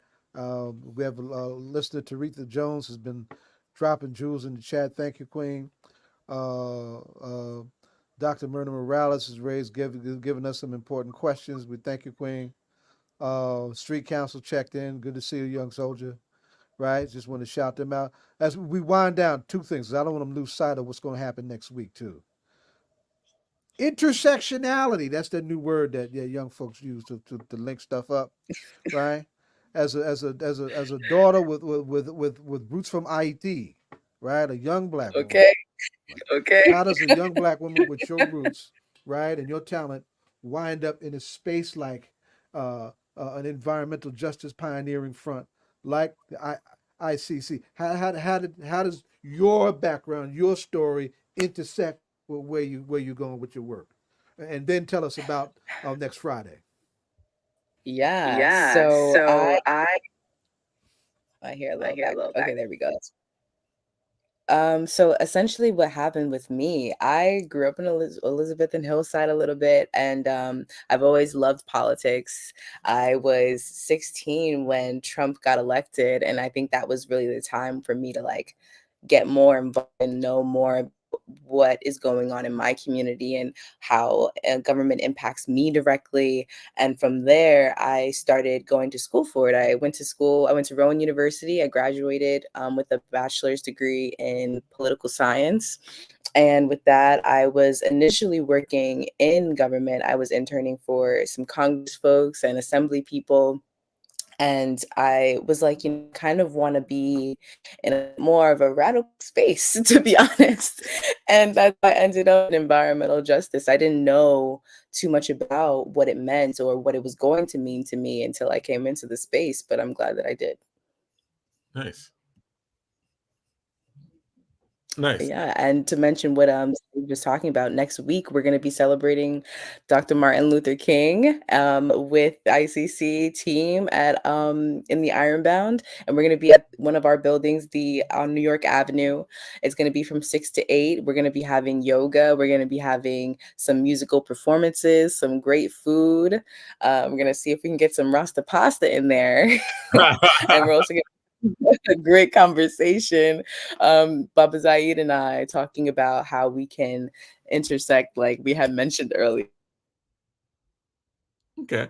Well, thank you. I think that someone froze. It could be me. Oh, it's me again. She froze. Chloe, we got to get one more question out of you. You froze up, baby. Yeah, she froze. Yeah, I can't. We got to ask her the ritual question. Well, if she can come back, I think that I think that we might be out of time and just have to bring her back more often. I like that I like the guests that we've been having. We have so knowledgeable about how to get things done, and I think that more of our students, more young people need to have access to their stories, right? Because it's interesting because in I coach high school debate, and in high school and college debate, often, great, she's back. In high school and college debate, often there are arguments that kids make that says you can't use the government because the government's corrupt, government's racist, so you can't use it. You can't use the federal government, you can't use state government. Like, you can't use government. Anytime you use government, that's forcing people to undergo genocide, because the government's always going to be corrupt, right? And yes, government's corrupt. Yes, old history, that kind of stuff. But there are tons of actors who are like, no, but you still have to engage, but you engage on your terms. You have to have community push, power, grassroots movements can actually use government to affect very specific change. Most movements are not about overall, quote, ending racism, but they're about getting the toxic site in my community out, right? Like, they're very narrow, very limited. You can use government for those particular things if you have activism, if you have organization behind people power to force community change. But yes, there has to be tons of organization. It has to be strong communities from the bottom up. But bottom up, like, I think one of our guests last week said something like, you either do politics or politics does you. And was like, they haven't, and the kids and the high school kids or college kids who are like saying that haven't talked to the activists on the show who are actually doing work to affect change with a very complicated, layered engagement at all levels, right? Because levels of activism, at levels of engagement, at levels of engagement elected officials. So before, two questions. What do you think of that, like what was just said in terms of that engagement? What would you say to these high school students and college students who debate and say, never use the government, using the government inherently bad, you are doing bad things simply because you are working with the government? What would you say to them? I would be honest. I would be honest. I feel like one of the first things I'd say to start off is that these people are working for you, number one. People are people that even though our voter turnout is a little low, we gotta raise that up a little bit. But making sure that A these people lot are bit. a lot bit. Like, we definitely need to start turning up and turning out for these elections. And then after that, I feel like, even though, I'll be the first person to say that change in the government is incremental, to say the least. It goes at an excruciatingly slow pace, but that's to wear you out. That is the point of it, to make sure that you get tired and give up. That is why we have these long processes, right? That's why it took 10 years for the environmental justice law to even be put into place. It's important to ensure that, when we're holding these people accountable, we know what we are asking for, know what we're fighting for. And while we are trying to find a means, an answer to being able to create that type of systemic change that we're looking for. And are the incremental changes worth it, right? Like, are they, like, based on your work, the history of the organization that you're with, is passing those laws, getting that legislation passed, combined with the work that's been done in the community, has it made people's lives better? Oh, absolutely. I would say so. The fact that we are even able to, if we didn't say anything at all, way more statistics would be out, way more problems would have been had. And if it wasn't for those local organizers and local people that are saying things and holding people accountable, it would have been, I think we'd be, I don't know where we'd be, quite frankly. I feel like it's essential to spotlight that and highlight that, because those are the things that we are able to do to create that change that we're looking for. We're taking steps regardless, and I think that's important. My personal goal is definitely to step out of capitalism as a whole, but I know it's not going to happen in my lifetime, maybe. But I definitely want to be able to say that I took steps in making that type of change that I'm looking for. Okay.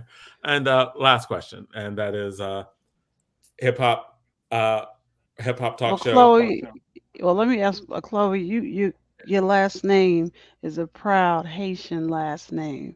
And if you can take young people back to, whether it be Haiti, Jamaica, and let them see the privilege they have in just being able to walk into a voting booth, and get them to understand, to not take that voting for granted, and in Newark they just passed laws that for 16-year-olds could be voting in Board of Ed matters. And, I hope, kind of take these young, and maybe that's where you can get your first 100% with that first vote, because they'll be so excited to be the first ones to go out and vote at that age. But to just make young people realize that voting, it's if you go to other places, it's not so easy to do, and maybe sometimes just opening up with a message that, and then Jonathan, a question.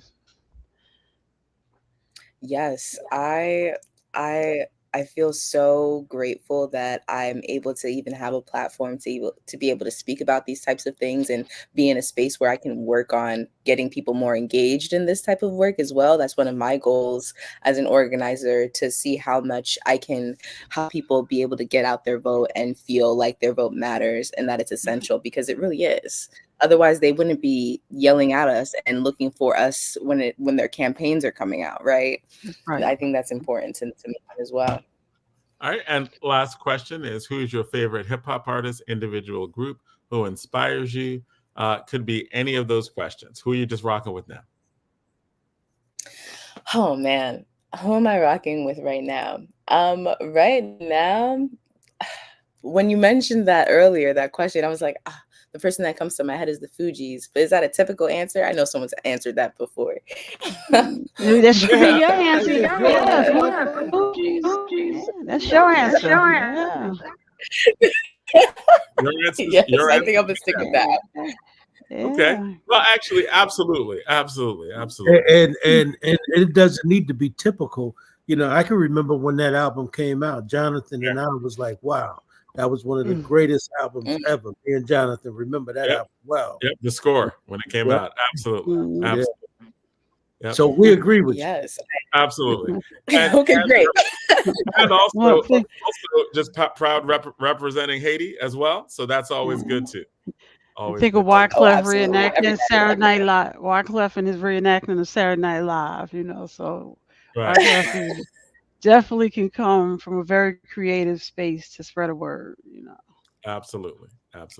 So thank you so much for coming out. I want to thank all of our guests tonight. We had a really great show, starting off with the mayor, going to the deputy, from the mayor to the deputy mayor, to the person for the Council on Islamic Relations, to powerful activists on the So thank you. Thank y'all so much.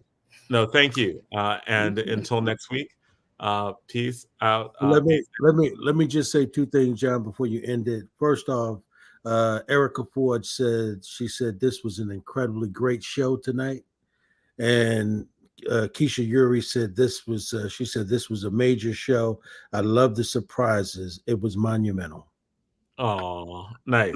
Yeah, it was beautiful. But I appreciate what you did that, and I appreciate it, because that. Hey, listen, what she means to me. He did that, brother. They would have. I told Jonathan they would have kept coming, because I was going to hit Tamika. I was going to hit Rakia. I was going to keep them coming, but we ran out of time. Right. Yeah. Well, we appreciate that. Next time. All right. Until next week, we're out, and be safe.